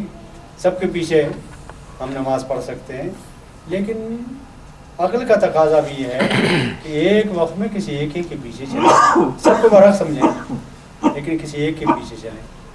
اب ہمارا یہ اختلافات، یہ اختلاف رحمت ہو جائے گا اگر اس طرح سوچیں جیسے میں بتا رہا ہوں، لیکن ہمارا یہ معاملہ ہوتا ہے کہ ہم اختلاف کو مخالفت جب تک نہ بنا لیں جب تک تسکین نہیں ہوتی، اور اس میں شیطان بھی کو قوت لگاتا ہے اپنی، تو ہمارے اختلافات مخالفت کی حد اختیار کر جاتے ہیں، حد سے آگے بڑھ جاتے ہیں، شدت اختیار کر لیتے ہیں، اسی سے نقصانات ہوتے ہیں۔ لیکن دھیرے دھیرے عقل آ رہی ہے، سمجھ آ رہی ہے، اور یہ سوالات اٹھ رہے ہیں، دھیرے دھیرے انشاءاللہ ٹھیک ہو جائیں گے۔ لیکن چونکہ اس وقت ہم سدھارنے کی کوشش کر رہے ہیں، اتحاد پیدا کرنے کی کوشش کر رہے ہیں، اختلافات کو مٹانے کی کوشش کر رہے ہیں، تو شیطان کہاں رک جائے گا؟ اس کو تو جاب ملتی ہے، ایسے موقع ملتا ہے۔ تو بہرحال یہ ہو غلط رہا، یہ مسجدیں الگ الگ کرنا، ایک کی مسجد میں دوسرے کا نماز نہ پڑھنا اور تنگ نظری اختیار کرنا، یہ ہے غلط۔ اس کو کوشش کر آ کے جماعت اسلامی ہند ہو یا جماعت اسلامی پاکستان میں ان لوگوں نے کوشش کی تھی کہ ہر مسلک کے لوگ آئیں، اپنے اپنے مسلک پر عمل کرتے رہیں، لیکن بنیادی باتوں میں کہ اللہ کا دین قائم کرنا ہے، اللہ کا قانون نافذ کرنا ہے، اللہ کے حکم پر چلنا ہے، اس میں سب متفق ہوں، ایک جماعت بن کر رہیں، ایک امت بن کر ابھریں۔ لیکن دھیرے دھیرے کوشش ہو رہی ہے، ذہن بھی کھل رہے ہیں، اور خاص طور پر اس دور کا جو نوجوان ہے اسے جو علم مل رہا ہے، جو سوچ رہا ہے، وہ بعض پہلوؤں سے آج کا جوان ہم لوگوں کی عمر کے بوڑھوں سے زیادہ اچھا دیندار ہے، زیادہ اچھی سوچ ہے اس کی، اور زیادہ وسعت سے سوچتا ہے، اور انشاءاللہ تعالی میدان ان کو مل رہا ہے۔ اب یہ عربی بھی پڑھ رہے ہیں، جا رہے ہیں مدینہ یونیورسٹی پڑھ رہے ہیں، ادھر پڑھ رہے ہیں، ادھر پڑھ رہے ہیں، انشاءاللہ دھیرے دھیرے حکومت واحدہ بن کر اٹھیں گے اور یہ اختلافات دھیرے دھیرے کم ہوں گے۔ ٹھیک ہے، یہ ذرا اس سے کہیے تاکہ سب کو پہنچے نا۔ یہاں اختلاف فقہ کا نہیں ہے کہ حنفی جو ہے نا وہ مالکی شافعی وغیرہ کو اپنی مسجدوں میں نہیں آنے دیتے۔ کوئی مسجد ایسی نہیں ہے جو اس بنیاد پہ دوسری فقہ کے ماننے والے کو نہ گھسنے دیتی ہو۔ آپ یہاں دیکھیں گے پانچوں نمازوں میں چاروں فقہ کے بلکہ پانچوں فقہ کے ماننے والے یہاں لوگ موجود ہیں۔ تبلیغی مسجد میں جائیں گے تو اسی طرح ہوگی بات۔ ہمارے یہاں میرا خیال ہے یہ غلط فہمی ہے، یہ جو مسجدوں میں آنے جانے پہ پابندی لگانے کی کوشش ہوتی ہے وہ ہمارے جو بر صغیر کے اختلاف ہے نا جی، بر صغیر پاکستان سے یہاں آنے والے جتنے بھی ادارے یہاں ہیں مسجدیں، وہ صرف حنفی فقہ سے تعلق رکھنے والوں کی ہیں۔ اہل حدیث حضرات جو ہمارے یہاں شمار ہوتے ہیں ان کی یہاں مسجد ہے ہی نہیں ہے، وہ ہمارے ساتھ ہیں یا تبلیغی جماعت کے ساتھ ہیں۔ تو یہاں پاکستان کے لحاظ سے تو ایک فقہ کے ماننے والوں کی مسجدیں ہیں، لیکن وہ ایک فقہ کے ماننے والے دیوبندیت بریلویت کی بنیاد پر ایک دوسرے کے پاس نہیں آتے جاتے۔ اسی طرح ہم بھی دیوبندی ذہن سے تعلق رکھتے، تبلیغی جماعت والے ساتھی بھی اسی ذہن سے ہیں، لیکن یہ بھی آپس میں اس طرح نہیں ہے ایک عقیدہ رکھنے کے باوجود۔ تو میرا خیال ہے یہ تھوڑی سی غلط فہمی ہے، اس کی وضاحت ہونی چاہیے۔ فقہ میں کوئی اختلاف نہیں ہے۔ دیکھیے اس میں جو لکھا ہے سوال ہے وہ یہ ہے کہ مختلف مسالک کی مساجد ہیں جن کے آپس کی چپقلش نوجوان نسل کے ذہن پر برے اثرات ڈالتی ہے۔ اس کا جواب آپ نے یہ دیا کہ یہاں مختلف مسالک کی مسجدیں نہیں ہیں، جس مسلک کی بھی ہے سب لوگ آتے ہیں وہاں، سب لوگ پڑھتے ہیں، لیکن یہ کسی کو اثر، کسی کو یہ سابقہ تو پیش آیا ہے نا کہ نوجوان اس چپقلش سے متاثر ہوئے ہوں گے، کہیں کسی نے لکھا ہے تو وہ کوئی وضاحت کریں کہ بھئی کہاں ایسا ہوا۔ آپ کو کہہ رہے ہیں کہ یہاں ساری مسجدیں ایسی ہیں کہ سب لوگ آتے ہیں، بلکہ آپ نے بتایا کہ پانچوں مسلک، غالباً 5 میں سے مراد شیعہ ہوں گے، وہ لوگ بھی آتے ہوں گے، پڑھتے ہوں گے۔ اہل حدیث کہیے کہ دیوبندی بریلوی اور اس بنیاد پر چپقلش ہے، حنفی مالکی شافعی کی بنیاد پر نہیں۔ اچھا، یہ گویا ایک اور بات معلوم ہوئی کہ جہاں تک یہ اماموں کے مسلک ہیں، شافعی، حنفی اور مالکی، ان میں کوئی اختلاف نہیں ہے، बल्कि हनफियों में इख्तिलाफ है।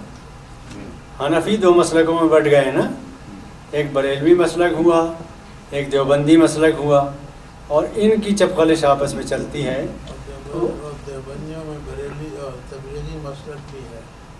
अच्छा, तबलीगी मसलक अलग है? हाँ। अच्छा, जमात इस्लामी और तबलीगी ये, तो बहरहाल इसकी भी कोशिश होनी चाहिए और समझाना चाहिए, बताना चाहिए, तो इंशाल्लाह ठीक हो जाएंगे।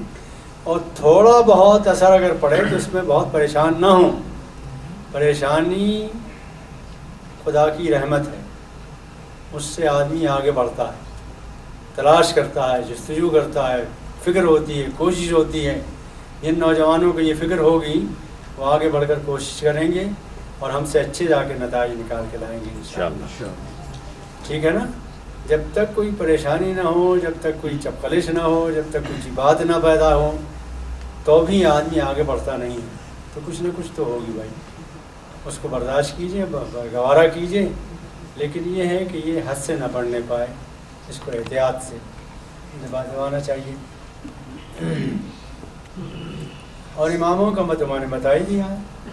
और रहा अब ये दो बातें और रह गई, हिंदुस्तान में मुसलमानों के हालात क्या हैं। हिंदुस्तान में मुसलमानों के हालात ये हैं कि हिंदुस्तान का एक आदमी बैठा हुआ आपके सामने और इस्लाम के मौजू पर कुछ इज़हार ख्याल कर रहा है। तो हिंदुस्तान के मुसलमानों में ऐसे लोग हैं जो इस्लाम को समझाने, उसकी तबलीग करने और उसकी हकीकत समझाने की सलाहियत रखते हैं। और इंशाअल्लाह आप मायूस ना हो इनसे, ए रहबर फ़रज़ाना, कम कोश तो हैं लेकिन बेज़ौक़ नहीं रही। इंशाअल्लाह ताला हिंदुस्तान में जो लोग रह रहे हैं वो भी दीन से ताल्लुक़ रखते हैं, दीन से रब्त रखते हैं, दीन के अहया की कोशिशें करते हैं और बड़े बड़े इज्तिमात। अभी हमने रैली निकाली, ये जो मुस्लिम नौजवानों को पकड़ा जा रहा है ना हिंदुस्तान में, कहीं बम फटा, कहीं कोई गड़बड़ हुई, मुसलमान नौजवानों को पकड़ लिया जाता है और सबूत के बगैर थोड़े दिनों के बाद या 10-12 साल के बाद के साथ कोई सबूत नहीं मिला, छोड़ दिया जाता है। ये 12 साल जो बेकार हुए इसके, तो इसके ख़िलाफ़ और जो करप्शन इस वक्त फैला हुआ है। अच्छा, हम अब तक ये समझते थे कि मशहूर भी बहुत कर रखा था, आप लोग भी यही कहते रहते हैं, आपके अखबारात भी यही कहते रहते थे, 10% कोई था वो 20% हो गया, 60% हो गया, वगैरह वगैरह, सदर बन गया वो। ऐसा आप लोग कहते थे ना, याद है नहीं? हम भी कहते हैं, अब भी कहते हैं। तो हम ये समझते थे कि ये करप्ट लोग और लीडरों में करप्शन ये सिर्फ पाकिस्तान में है, लेकिन अब जो कलई खुली है तो मालूम हुआ कि हिंदुस्तान के लोग हरगिज़ पीछे नहीं है आपसे किसी करप्शन में। इनके लीडर में कोई लीडर ऐसा नहीं है किसी पार्टी का जो करप्ट ना हो, जिसने कुछ घपला ना किया हो, गड़बड़ ना की हो, कोई भी नहीं निकला। तो इधर भी है, उधर भी है, करप्शन भी है, इख्तिलाफ तो यहाँ भी है, वहाँ भी है। फिर एक बात और है, वो ये है कि आप मुझे माफ़ फरमाएं, हमारे हिंदुस्तान में एक सच्चर कमेटी बिठाई गई थी, सुना होगा आपने, पढ़ा होगा, आप तो पढ़े लिखे लोग हैं सब। सच्चर कमेटी थी ना, मुसलमानों के हालात का जायज़ा लेके बताया, रिपोर्ट दे। फिर मिश्रा कमीशन में भी बैठाया गया। तो सच्चर कमेटी की रिपोर्ट ये है कि मुसलमानों में, और सुनिए मौलाना, बहुत अजीब बात है, सच्चर कमेटी की रिपोर्ट ये है कि मुसलमानों में अव्वल तालीम है नहीं। हम ज़्यादा से ज़्यादा 31% तालीम पाने वाले लोग हैं मुसलमानों में। इस 31% पाने वालों में सच्चर कमेटी की रिपोर्ट ये है कि मुसलमानों के बच्चे और बच्चियाँ 96% स्कूलों और कॉलेजों में पढ़ते हैं, 4% मदरसों को मिलते हैं और 4% में 20% 4% का 20% अरबी की या दीन की आला तालीम हासिल करते हैं। बाकी सब दुआएं सीख के, नमाज रोज़ा सीख के, कुरान नाज़रा पढ़ के और ख़त्म कर देते हैं, छुट्टी हो जाती है। तो ये आशारिया जाकर 6 या 7 बनेगा। یہ ہے کل کائنات ہمارے ہندوستان کے مسلمانوں کی دینی تعلیم. سچر کمیٹی کی رپورٹ کو اگر مان لیں تو یہ بنتی ہے. اور اس وقت پوری دنیا میں جو اونچی طاقتیں ہیں سپر پاور کہلاتی ہیں یا یورپ ہے پورا، ان کی ساری کوشش یہ ہے کہ یہ مدرسے جن کو 4% ملتے ہیں ان میں بھی جدید تعلیم، کمپیوٹر، ٹیکنالوجی آ جائے تاکہ یہ 7.6 یا 7 جو علماء ہیں یہ بھی نہ رہیں باقی، تاکہ معاملہ صاف ہو جائے. اس لیے کہ یورپ کو کوئی پریشانی نہیں کہ ایک مسلمان کمپیوٹر میں ماہر بن جائے. کوئی پریشانی ہے؟ کچھ نہیں. نیوکلیئر میں کچھ بھی ہو جائے تو وہ پریشانی نہیں. کسی اور علم میں آگے بڑھ جائے وہ پریشانی نہیں. بلکہ اچھے ڈاکٹر جو ہیں آپ کے امریکہ جائیے، مسلمان ہیں، لگے ہوئے ہیں وہاں امریکہ میں کام کر رہے ہیں، صلاحیتیں بیچے ہوئے ہیں، تو کوئی پریشانی نہیں. لیکن دین میں اعلیٰ تعلیم حاصل نہ کریں، علماء نہ پیدا ہوں، یہی گڑبڑ کرتے ہیں، یہی دین پہ قائم رکھتے ہیں. انہی کی وجہ سے دین قائم ہے. جو کچھ بھی ہیں ٹوٹے پھوٹے، ٹھیک ہے نا. تو یہ بہت فکر کی بات ہے. اچھا، یہ اثرات یہاں بھی ہیں، چنانچہ یہاں بھی بہت اثرات پھیلے ہیں. اور ہمارے علماء بھی کہنے لگے کہ صاحب ہم جدید تعلیم پڑھاتے ہیں، ٹیکنالوجی بھی ہے ہمارے یہاں، کمپیوٹر بھی ہے، یہ بھی کرتے ہیں وہ بھی کرتے ہیں، بڑا صفائی پیش کر رہے ہیں. بھائی حالانکہ ایسا نہیں ہوتا ہے. ماہر تو آدمی کسی ایک فن میں ہوتا ہے نا. آپ قرآن و سنت کے ماہر بنیں گے، ٹھیک ہے، فی الجملہ آپ کمپیوٹر سے بھی واقف ہوں، فی الجملہ انگریزی بھی جانتے ہوں، کچھ نہ کچھ دوسری چیزوں کو بھی جانتے ہوں. اس دنیا میں رہنا ہے، اسی دنیا میں پیش کرنا ہے قرآن و حدیث کو، تو جاننا تو پڑے گا. لیکن اس میں ماہر نہیں ہیں ہم، ماہر ہیں ہم قرآن و حدیث میں. فوکس ہمارا وہ ہوگا، یہ ہونا چاہیے نا. کیا خیال ہے آپ کا؟ اگر یہ ہو، کیفیت یہ ہو تو انشاءاللہ تھا. لیکن یہاں تو کامیاب ہو گئے. وہ آپ کے کورس بدل دیے مغرب میں، معلوم ہے آپ کو؟ نہیں. آپ کے پاکستان میں وہ آیتیں نکال دی گئیں نصاب سے جو جہاد کی آیتیں تھیں. معلومات ہے نہیں آپ کو؟ نوجوانوں کی ذمہ داری ہے، انہیں معلومات ہونی چاہیے پوری اور سب سے فکر مند ہونا چاہیے. اور یہ کام کرنا ہے انہیں کہ انشاءاللہ جب تک کاندھوں پر سر ہے دین پر انشاءاللہ قائم رہیں گے اور قرآن و سنت کو کبھی مٹنے نہیں دیں گے انشاءاللہ. یہ بنیادی بات ہے ہماری. تو ہندوستان کے مسلمانوں کے یہ حالات تو میں نے بتایا کہ یہ تو ہیں. اچھا، اس کی وجہ ایک اور بھی ہے کہ غربت بہت ہے. غربت بھی ہے نا، کیونکہ وسائل ذرائع سب ان کے قبضے میں ہیں، نوکریاں ان کو مل جاتی ہیں، لیکن غربت تو ہے. اور معاملہ عجیب و غریب ہے کہ غربت ہے تو تعلیم نہیں ہے، تعلیم نہیں ہے تو غربت ہے. الٹے دونوں لازم ملزوم سے ہیں. پڑھ کیوں نہیں رہے؟ اس لیے کتاب پیسہ نہیں. تعلیم بہت گراں ہو گئی، بہت مہنگی ہو گئی. 12 ہزار، 5 لاکھ تو لیتے ہیں ڈاکٹری کے داخلے کی. 5 لاکھ نہیں، اب تو 12 لاکھ ہو گئے. کون دے گا؟ کہاں سے دے گا؟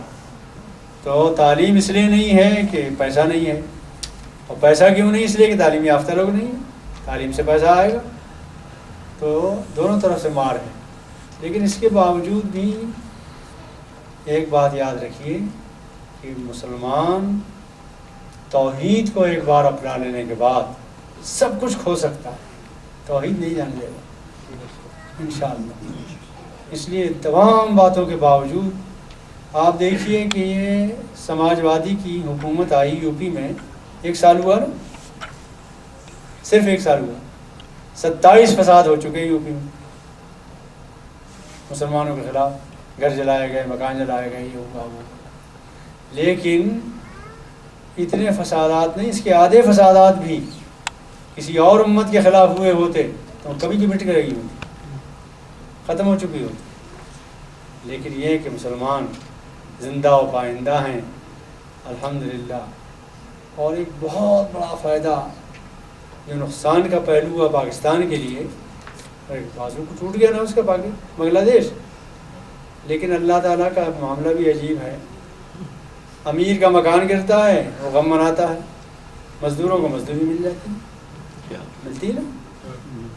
कुदरत की कार्यकृष्ण में बांग्लादेश के बनने के बाद हिंदुस्तान के मुसलमानों ने कारोबार में अपने आप को लगाया, इससे पहले नहीं लगाते थे। एक फ़ायदा ये भी हुआ, इधर नुकसान हुआ तो उधर फ़ायदा भी हुआ। तो अब ऐसा है कि मुसलमान जीना चाहते हैं, दीन पर कायम रहना चाहते हैं, दीन पर कायम हैं, उसके लिए कोशिशें भी कर रहे हैं, जद्दोजहद भी कर रहे हैं, कारोबार भी ठीक कर रहे हैं। और एक बड़ी खुशखबरी की बात यह है कि हिंदुस्तान हो या पाकिस्तान हो या सऊदी अरब हो या अमेरिका हो या जर्मन हो या जापान हो या ये आपका मुल्क हो, कोई भी हो, हर जगह मुसलमान अब कुरान से जुड़ रहे हैं। कुरान पढ़ना पढ़ाना, समझना समझाना, उसकी तफसीरें करना, हल्क़े कायम करना। और सिर्फ यही नहीं कि मर्द कर रहे हैं, ख़वातीन में एक जज्बा उभरा, और ऐसा गैर मामूली जज्बा उभरा है कि हर मैदान में वो 2 कदम आगे जा रही हैं। चुनाचे इकना जो तंजीम है अमेरिका में वही मर्दों की, उसमें ख़वातीन का विंग भी है। तो वो ख़वातीन का विंग जो है रमज़ान से पहले शाबान के महीने से वो दौरे कुरान शुरू कर देती हैं, और वो 2 कुरान ख़त्म कर लेती हैं, और मर्द एक भी नहीं ख़त्म कर पाते। होता है ना, ये होने लगा। ये रिपोर्ट जो इकनाम में आपने सुना होगा, वाई इस्लाम, ये प्रोजेक्ट है ना, जिससे वो कुछ फ़ोन के नंबर हैं कि उस पर आप फ़ोन कीजिए तो लिटरेचर भी मिल जाएगा, सवाल जवाब भी हो जाएगा, इस्लाम के बारे में आपके एतराज़ात हैं तो उनको भी दूर कर देंगे। इस प्रोजेक्ट के ज़रिए से हर महीने 60, 50, 40, 45 लोग मुसलमान होते हैं, सिर्फ इस प्रोजेक्ट से। वो जेलों में जो काम हो रहा है वो अलग है, दूसरे ज़राए जो अख्तियार किए हुए हैं वो अलग हैं। सिर्फ एक प्रोजेक्ट की बात कह रहा हूँ, इससे इतने मुसलमान होते हैं। लेकिन इसमें हैरत की बात यह है कि 3 औरतें होती हैं मुसलमान तब एक मर्द होता है, 3 लड़कियाँ होती हैं मुसलमान तब एक लड़का होता है। ये रिपोर्ट है हुसैनी साहब। तो इस वक्त ख़वातीन भी जाग गई हैं, कुरान से रिश्ता भी जुड़ रहा है, दौरे कुरान हो रहे हैं, हल्क़े कुरान हो रहे हैं, और जगह जगह दर्स कुरान के सिलसिले शुरू हो चुके हैं। कैलिफोर्निया नहीं, इसमें था मैं, फ़्लोरिडा में कुछ तकरीरें हुई हमारी कई दिन, कई हफ्ते। उसके बाद वो लोगों ने कहा कि आखिरी वो जा रहे हैं आप, तो आखिरी नसीहत कुछ कर जाइए। तो हमने कहा भाई जगह जगह हल्क़े कुरान कायम करो। दूसरे साल जब मैं गया तो डॉक्टर साहिबा ने, रशीदा ने बताया, राशिदा ने, कि साहब आप नसीहत कर गए थे, हमने हल्क़े कायम किए कुरान के। 7 हल्क़े मर्दों के हैं और 17 हल्क़े औरतों के, माशाअल्लाह। ये ऐसा है कि हमने बहुत दबाया था ख़वातीन, बहुत परेशान किया था ना, गैर मामूली तौर पर उनको दूर रखा था। तो वो स्प्रिंग था, उस पर हमने पूरा दबाव डाला था। अब वो स्प्रिंग ज़रा ढीला हुआ, तो उछला जो है तो पूरी क़ुव्वत से उछला, अल्हम्दुलिल्लाह। अच्छा, सिर्फ यही नहीं कि कुरान की इस एक्टिविटीज़ में वो आगे हैं।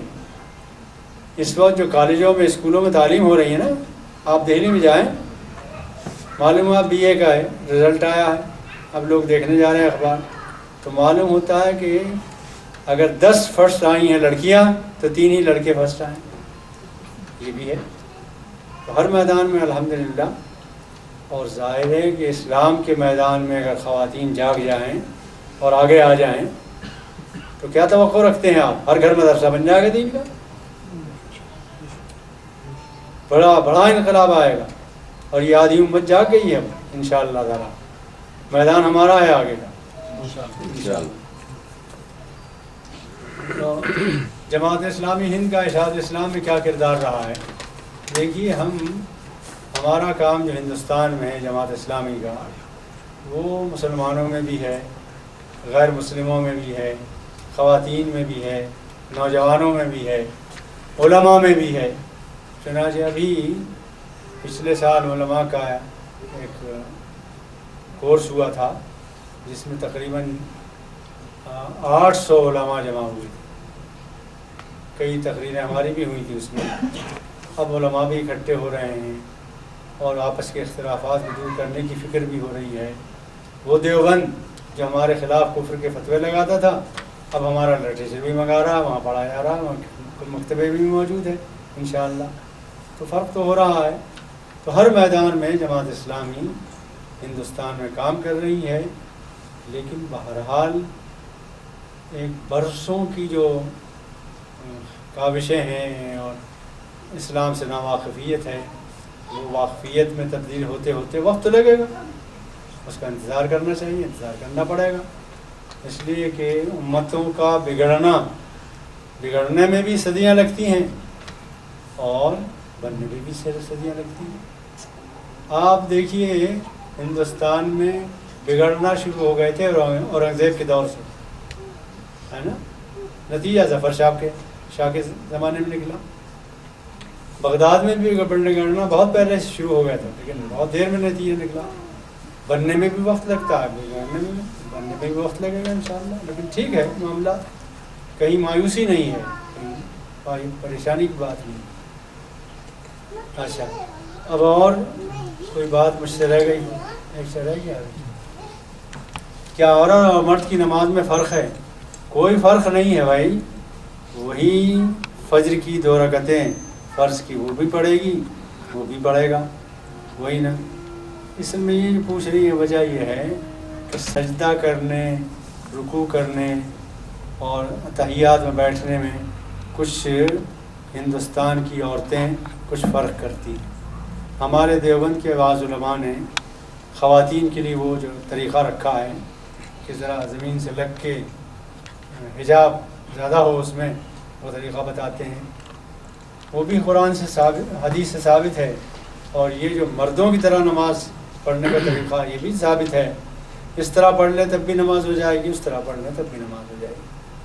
کھانے پینے میں حلال و حرام کی قیود، بعض اوقات ایسا کھانا پیش کیا جاتا ہے جس کے متعلق ہمیں یقین نہیں ہوتا کہ اس میں استعمال اشیاء حلال ہے یا حرام. آپ کے سامنے کوئی کھانا ایسا پیش کیا جائے جس میں آپ کو معلوم نہیں ہے کہ یہ حلال ہے کہ حرام ہے، تو آپ ایسی جگہ پہنچے کیوں؟ یہ تو غلطی ہے آپ کی. آپ جہاں کہیں جائیں پہلے سے یہ کہیں کہ بھئی ہم ایسا کھانا کھاتے ہیں، ہمیں کھلانا ہو تو ایسا کھانا کھلاؤ. اب آپ کا اتنا کہہ دینا کافی ہے. کسی دوست کے یہاں جائیں، ان سے بتا دیں کہ بھئی ہم ایسا کھانا کھاتے ہیں، ذبیحہ کھاتے ہیں، غیر ذبیحہ نہیں کھاتے، ٹھیک ہے، فلاں چیز کھاتے ہیں، فلاں چیز نہیں کھاتے. یہ بتا دیں پہلے سے بتا دیں تو انشاءاللہ تعالیٰ آپ کی مرضی کے مطابق بنا کے رکھیں گے. یہ کہنا کہ ہمیں معلوم نہیں ہوتا، معلوم کہ نہیں، معلوم تو ہوگا، معلوم کرنا چاہیے، یہ ہماری ذمہ داری ہے. اور البتہ جب کسی دوست کے یہاں پہنچ جائیں تو اب وہاں آستینیں چڑھا کے گفتگو یہ نہ کریں کہ بھائی جس دکان سے میں نے کہا تھا لایا وہاں سے کہ نہیں، اور وہ والا ہے کہ نہیں ہے. یہ سب گفتگو اس وقت نہ کریں. آپ نے کہہ دیا بس وہ کافی ہے. انشاءاللہ لایا ہوگا وہ ٹھیک والا اور آپ کو کھلائے گا. کھانے پینے کی کھوج کرید کی نہیں، کرید میں نہ پڑیں. زیادہ کرید میں پڑیں گے تو ہم جاتے ہیں مثال کے طور پر حیدرآباد سے آگے چلے ہم کیرالہ کی طرف، میلوں چلے جائیے آپ کو کوئی مسلمان کا ہوٹل ہی نہیں ملے گا. کیا کریں ہم بھوکے رہیں؟ ہمارے مارنے کی فکر کریں تو الگ بات ہے، لیکن یہ اگر چاہتے کہ زندہ رہیں تو یہ بات سوچنی پڑے گی کہ بھائی زیادہ کرید کی بات نہیں. سب لوگ پاک صاف رہنے کی کوشش کرتے ہیں. ایک حد تک معلوم کر لیں اور اس حد تک کے اندر ہی رہیں، زیادہ کرید میں نہ پڑیں. زیادہ کرید میں پڑیں گے تو پریشان ہو جائیں گے. ٹھیک ہے نا؟ چھوٹا سا سوال ہے جی چھوٹا سے کر لیجیے، جواب بھی چھوٹا ہوگا. یہ پہلے پیچھے سوال کافی دیر کے بیٹھے پہلے. اچھا گزارش یہ ہے کہ نماز میں اونچی آواز سے آمین کہنا، چھوٹی آواز سے کہنا، رفع جدائن کرنا، اس کا کافی لوگ دیکھیے اس اختلاف میں ایک مزہ آتا ہے نا. اس مزے کو ختم کرنے میں لوگ پریشان ہو رہے ہیں کہ اگر یہ ختم کر دیں تو مزہ کیا رہ جائے گا. اور یہ مزہ لگا ہوا بہت دنوں سے، اس لیے کہ انگریز کے پورے دور میں جو آخری دور تھا ہم نے مناظرے پر سارا دورہ مدار رکھا. لاہور میں اور آپ کے نواخالی اس میں سیالکوٹ میں اور کہاں کہاں مناظرے نہیں ہوئے، ہے نا. ہوئے ایک ہی مسجد میں، ادھر تخت بچھا ہوا اس کا اور ادھر اور کفر کے فتوے لگ رہے ہیں اور ایک دوسرے کو قتل تک ہوئے ہیں اسی مناظرے میں. ہوئے ہیں نا. آپ کے کیا نا سیال کوٹ نہیں، یہ جو کیا نام ہے اس کا، بساول، کیا اس طرح کا نام ہے، بہاولپور نہیں جنگ نہیں دیکھیے وکاڑا کا ساہیوال اور اوکاڑا میں مسجد میں قتل ہوئے انہی موضوعات پر. تو عادت پڑی ہوئی ہے اسی طرح کی. دیکھیے آپ فیضین کر لیں تب بھی نماز ہو جائے گی، نہ کریں جب بھی نماز ہو جائے گی. آمین زور سے کہہ دیں جب بھی نماز ہو جائے گی، آہستہ سے کہہ دیں جب بھی نماز ہو جائے گی. حنفی مسلک یہ ہے کہ آہستہ کہیں، دوسروں کا مسلک یہ ہے کہ اہل حدیث کا کہ زور سے کہیں، تو زور سے کہتے ہیں. اور اب جتنے حنفی گئے ہیں امریکہ میں کوئی مسجد ایسی نہیں جہاں زور سے آمین نہ کہی جاتی. سارے حنفی جو ہیں آمین کی حد تک تو ہو گئے. تو ہے جیسے کثرت ہوتی ہے ویسے ہو جاتے ہیں. میرے خیال میں یہ بحثوں کی باتیں نہیں ہیں، یہ ٹالرنٹ کی بات ہے. ٹالنا چاہیے اس کو اور دھیرے دھیرے اس میں ایک جگہ آنا چاہیے. جو جس کا مسلک ہے اس مسلک پر عمل کرتا رہے، بس ٹھیک ہے. کسی بزرگ نے کہا ہے نا کہ اپنا مسلک چھوڑو نہیں، دوسرے کے مسلک کو چھیڑو نہیں. وہ اگر عمل ہوتا رہے تو انشاءاللہ ٹھیک ہے. پیچھے کوئی صاحب کہہ رہے تھے جی، فقہ اور اجتہاد کے آپس میں گہرا تعلق ہے. فقہ اور اجتہاد میں جی، تو کیا اجتہاد اب بھی ممکن ہے؟ تو کن بھائی شرائط کیوں نہیں ہوگا ممکن؟ کن اس شرائط لیے کہ دیکھیے ہم پہلے ہوائی جہاز میں سفر نہیں کرتے تھے، اونٹ پر کرتے تھے. اب ہوائی جہاز میں سفر کرتے ہیں. سوال تو پیدا ہوگا کہ بھائی فضا میں اٹکے ہوئے ہیں، وہاں نماز پڑھیں کہ نہ پڑھیں؟ ٹھیک ہے نا. ایک دن میں نماز پڑھ رہا تھا، ایک تبلیغ جماعت کے عالم آئے اور کہنے لگے زمین پر تو سر ٹکتا نہیں آپ کا، اب نماز یہاں پڑھ رہے ہیں، نماز نہیں ہوگی آپ کی. تو ہم نے کہا زمین تک پہنچتے پہنچتے اگر مر گیا تو کیا ہوگا؟ مسئلہ ہے. اور ہم تو اب یہ سوچ رہے ہیں کہ چاند میں زمین الاٹ کرائیں، لوگوں کو چاند پہ بھیج رہے ہیں. کل اگر ہم چاند میں جا کے رہنے لگے تو پھر نماز کیسے پڑھیں گے؟ تو وہاں بھی اجتہاد تو کریں گے. لیکن بھائی جان آپ تو اجتہاد نہ کریں، آپ کو جو فقہ کے مسائل کتابوں میں لکھے ہوئے اس پر عمل کرتے رہیں. ہر آدمی آگے بڑھ کر اجتہاد نہ کریں. اجتہاد کے لیے صلاحیتیں چاہیے اور وہ مولانا کے لیے چھوڑ دیں. کچھ کام تو ادھر حوالے کریں، آپ عمل کرتے رہیں. اچھا اب یہ ختم کریں نا. چھوٹا سا سوال ہے. اچھا چھوٹا سا جی، قیاس کے بارے میں کچھ بتائیے. قیاس کیا؟ قیاس اجتہاد کے بعد جو ایک قیاس، کس چیز کو کس پر قیاس کریں. جی یہ نا آپ اس چکر میں بھی نہ پڑیں، بہتر یہی ہے. یہ بھی نہیں ہوئی مولانا لوگوں کے حوالے کر تھوڑا سا اس کے بارے میں بتا دیں کہ ہے کیا.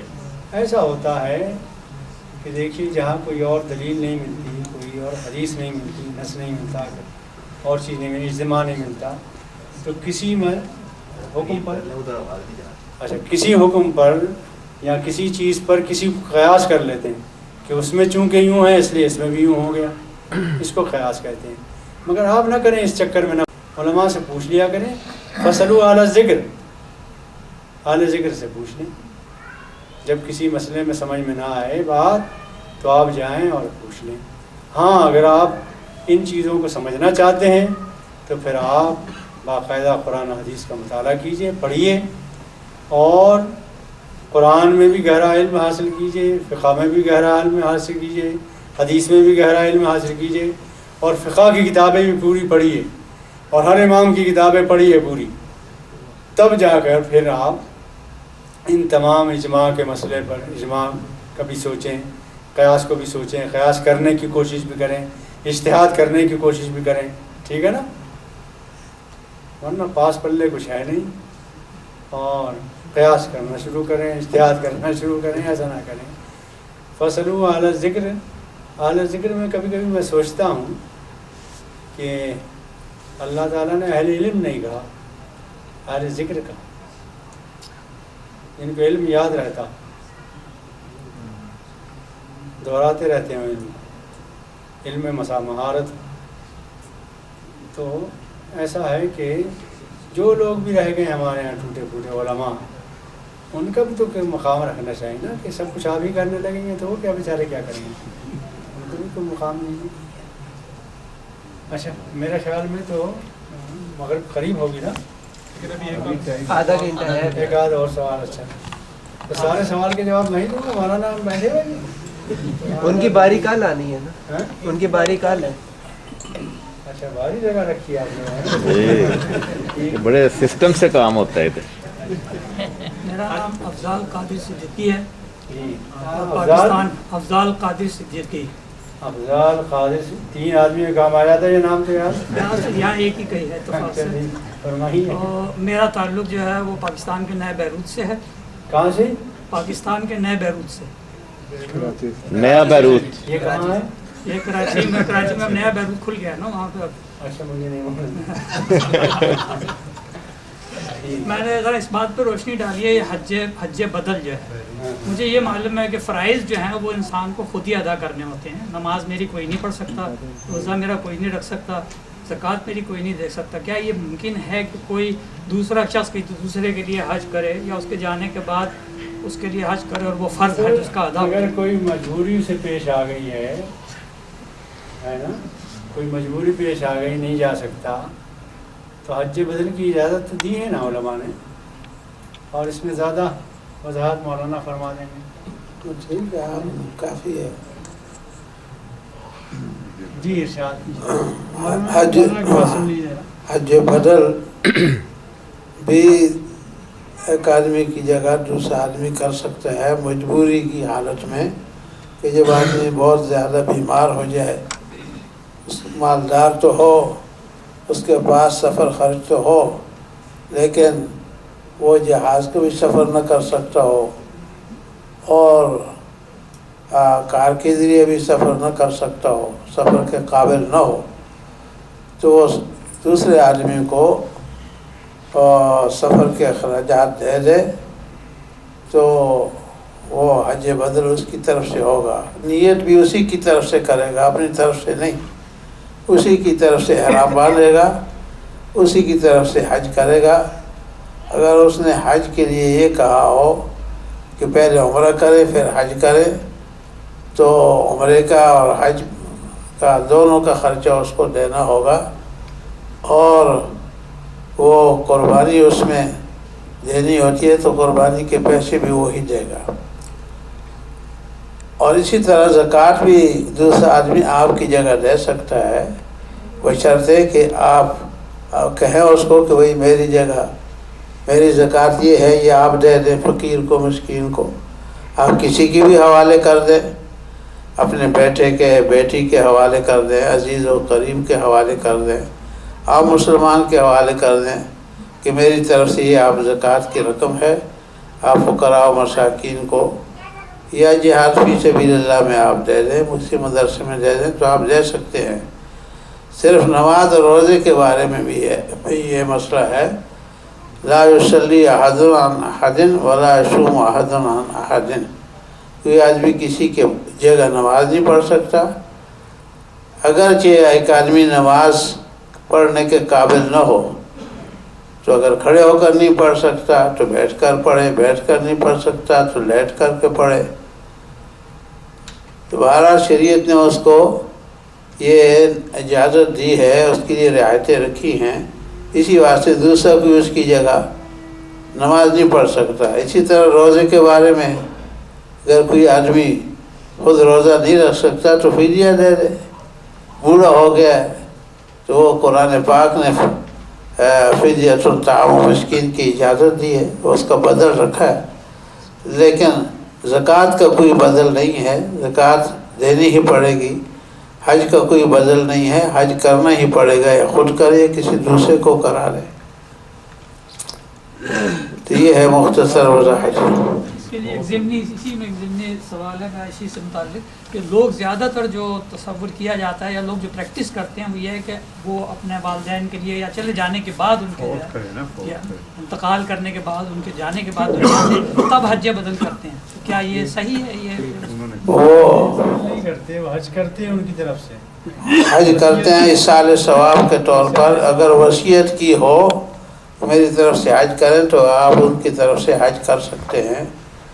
اگر وصیت نہ کی ہو تو آپ ایصال ثواب کے لیے حج کر سکتے ہیں. ایصال ثواب کے لیے آپ ماں باپ کی طرف سے نماز بھی پڑھ سکتے ہیں. ایصال ثواب کے لیے نفل پڑھ کر کے آپ ثواب بخشتے ہیں, روزے رکھ کر کے آپ ثواب بخشتے ہیں. نبی صلی اللہ علیہ وسلم سے کئیوں نے پوچھا ماں باپ کی طرف سے حج کرنے کا کہ اگر میں ماں باپ جو ہے وہ سواری پر نہیں ٹک سکتا تو میں اس کی طرف سے حج کر سکتی ہوں. کہا ہاں. اسی طرح سے نفلی ایک عورت نے پوچھا کہ میری ماں کو مجھے اندازہ ہے کہ اگر وہ مرتی تو کچھ وصیت کرتی مال اللہ کی راہ میں خرچ کرنے کا, تو میرے لیے کیا حکم ہے کہ میں اس کی طرف سے کر سکتی ہوں؟ تو نبی صلی اللہ علیہ وسلم نے فرمایا کہ ہاں کر سکتی ہے. تو اس طرح کی مثالیں موجود ہیں. ایصال ثواب میں تو کسی کا اختلاف نہیں ہے. حنفی, شافعی, مالکی, حنبلی سب کہتے ہیں ایصال ثواب کے لیے آپ نماز بھی پڑھ سکتے ہیں, روزہ بھی. البتہ روزے کے بارے میں بعض فقہا کہتے ہیں کہ آپ اس کی جگہ روزہ بھی رکھ سکتے ہیں. جس طرح حج بدل کر سکتے ہیں اس طرح روزہ بھی اس کے بدلے میں رکھ سکتے ہیں. لیکن یہ بات دلیل کے لحاظ سے کمزور ہے. جس طرح آپ کے سامنے میں نے گفتگو کی ہے اس سے خود بخود ہی معلوم ہو جاتا ہے کہ روزے میں نیابت نہیں ہونی چاہیے. البتہ ایصال ثواب کے لیے قرآن پڑھ کر آپ بخشیں اور اسی طریقے سے روزہ رکھ کر بخشیں, نماز پڑھ کر بخشیں تو اس کی گنجائش ہے.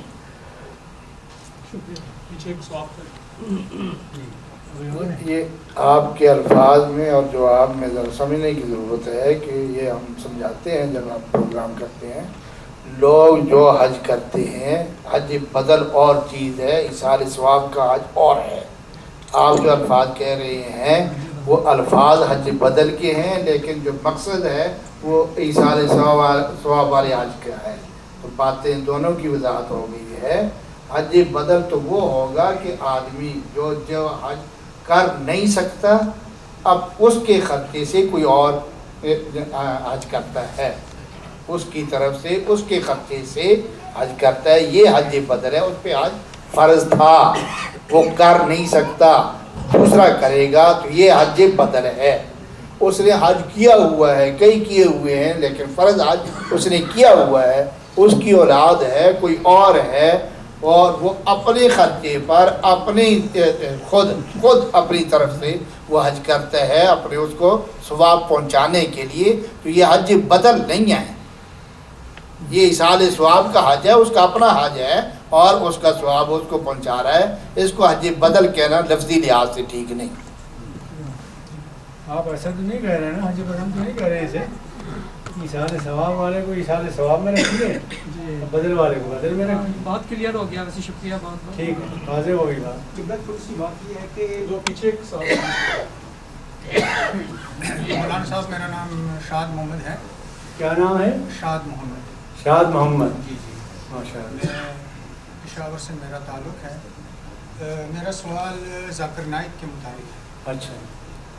ہم لوگ کافی لوگ ان سے بہت متاثر ہیں, لیکن ہم میں بعض ایسے بنسبتی مفتی بھی ہیں جو ان کو کافر تک کا رتبہ دیتے ہیں. ان کے متعلق ذرا بتائیے. یہ بناسپتی مفتی کہاں رہتے ہیں؟ یہ جی ادھر ہی رہتے ہیں. اچھا, میں نے پہلی بار سنا ہے. یہ کیا اس میں ناروے میں رہتے ہیں؟ جی دنیا میں ہر جگہ. یہ پاکستان میں بھی ہیں. اچھا, نہیں انڈیا میں نہیں بھائی, ہم نے نہیں سنا کبھی. آپ اپنے تک محدود رکھیے. وہ اصلی مفتی ہوں گے ادھر بنا. دیکھیے ایسا ہے,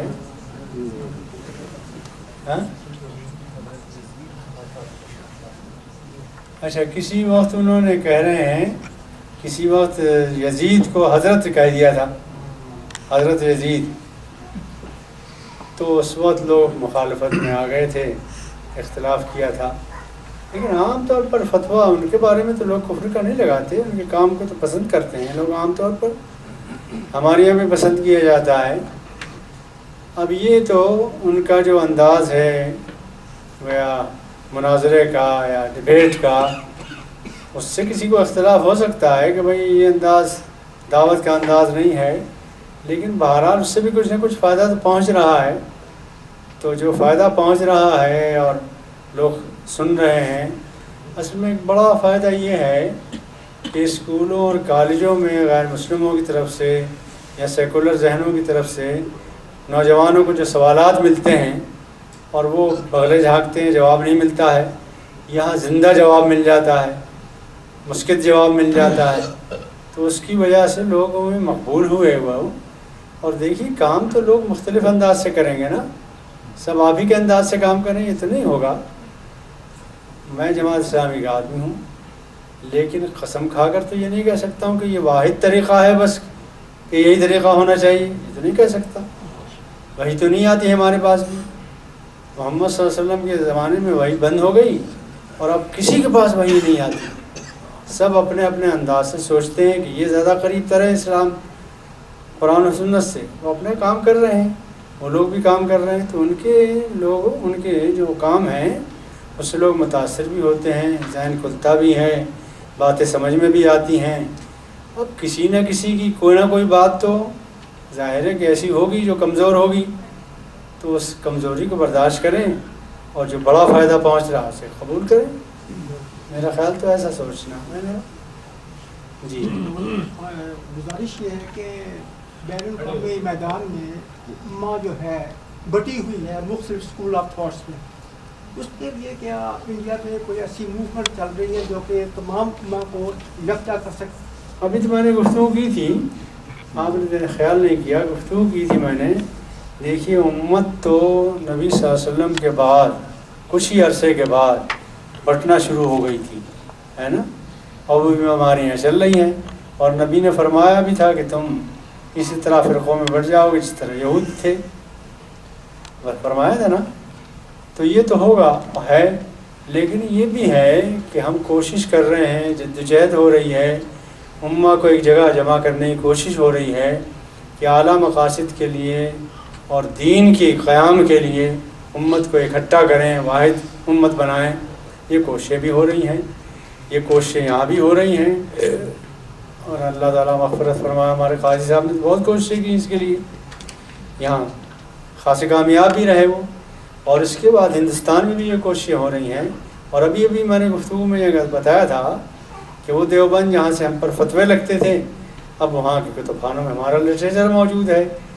تو دھیرے دھیرے غربت تو ہو رہی ہے، لیکن ہماری غربت کو دیکھ کر بعض اوقات شیطان بھی اپنی پوری قوت سے میدان میں آتا ہے کہ اکٹھے کیوں ہو رہے ہیں. تو وہ معلوم ہوتا ہے ایسا کہ گڑبڑ زیادہ ہے. دیکھیے بھائی جان، ایسا ہوتا ہے کہ انسانی فطرت اور انسانوں کی طبعی مطالبہ عام انسانوں کا خیر پسند ہے، ٹھیک ہے نا. یہاں سے آپ کے ڈنمارک سے یا ناروے سے کتنی فلائٹیں صبح کو جاتی ہوں گی؟ دن بھر جاتی ہوں گی، بے شمار جاتی ہوں گی، بے شمار اس معنی میں گنی نہیں گئی. گن جائیں تو میں تعداد بتا دوں، 100 جاتی ہیں، 100 جاتی ہیں، 200 جاتی ہیں، سب خیریت سے چلی جاتی ہیں. لیکن خدا نہ خواستہ کسی دن یا کسی مہینے 4 ایکسیڈنٹ ہو جائیں تو کتنا شور مچ جائے گا. حالانکہ ہزاروں کے مقابلے میں 4 تو کچھ نہیں.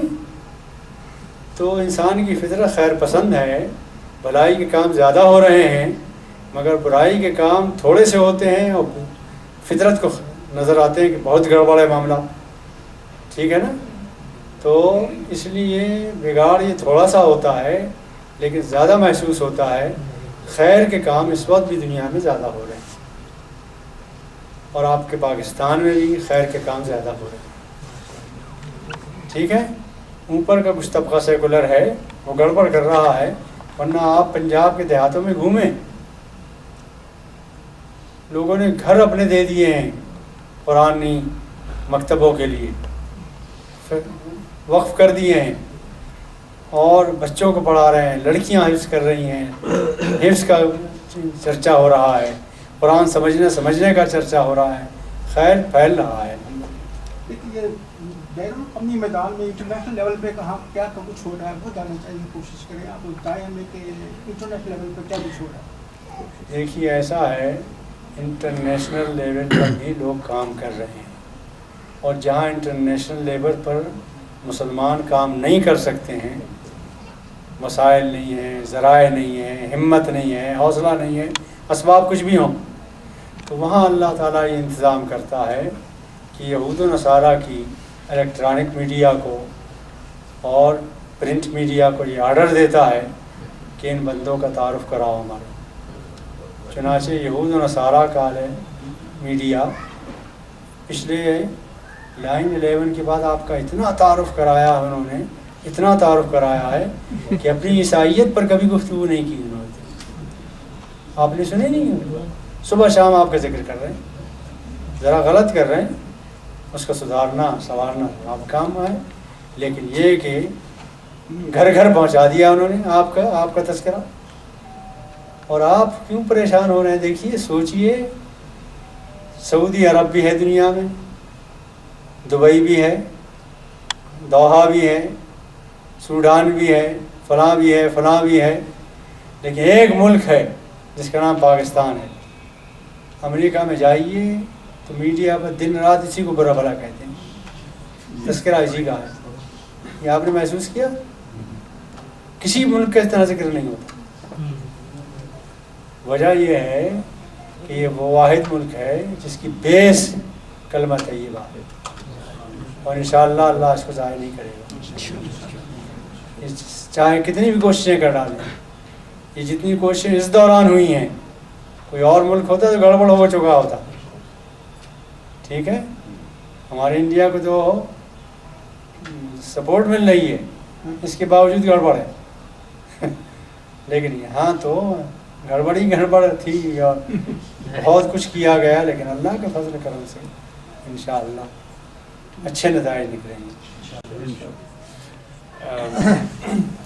मौलाना, हमारा दिल तो यह था कि हम आपकी जो इतनी दिलफरेब गुफ्तगू है या मज़ीद सुनते हैं। अभी मगरिब की नमाज़ होगी, और मगरिब की नमाज के बाद हमने कुछ थोड़ी सी रिफ्रेशमेंट का इंतज़ाम किया है। अल्हम्दुलिल्लाह रब्बिल आलमीन वस्सलातु वस्सलामु अला सय्यिदिल अव्वलीन वल आखिरीन मुहम्मदिन खातमिन नबिय्यीन व अला आलिहि व अस्हाबिहि अजमाइन। या अल्लाह, हमारी इस मजलिस को अपने जिनाब में कबूल व मंजूर फरमा। या अल्लाह, इस मजलिस में जो हमने इस्तेफादा किया है, या अल्लाह इसको हमारे दिल और दिमाग की ग़िज़ा बना दे। या अल्लाह, हमें इल्म नाफ़े अता फरमा दे, और मुहतरम मौलाना मोहम्मद यूसुफ इस्लाही के फैज़ को ज़्यादा से ज़्यादा फैला दे, और से हमें ज़्यादा से ज़्यादा इस्तिफ़ादे की तौफ़ीक़ अता फरमा दे। या अल्लाह, जितने भी हाज़रीन हैं सब की ईमान में, इल्म में, अमल में, सेहत में बरकत अता फरमा। हम सब के जो बुज़ुर्ग फौत हो चुके हैं अहले ईमान, उनकी मग़फ़िरत फरमा, और जो ज़िंदा है अल्लाह ताला उनको दीन पर इस्तिक़ामत अता फरमा। या अल्लाह, इस सेंटर को, इस मरकज़ को इल्म दीन की, इस्लामी निज़ाम की इशाअत का बहुत बड़ा ज़रिया बना दे। इसके ज़रिए से नार्वे को या अल्लाह इस्लाम का गहवारा बना दे। नार्वे में इस्लाम को घर घर और बस्ती बस्ती पहुंचा दे, और सारे नार्वे को दारुल इस्लाम बना दे। रब्बना तक़ब्बल मिन्ना इन्नका अंतस समीउल अलीम व तुब अलैना इन्नका अंतत तव्वाबुर रहीम। सल्लल्लाहु तआला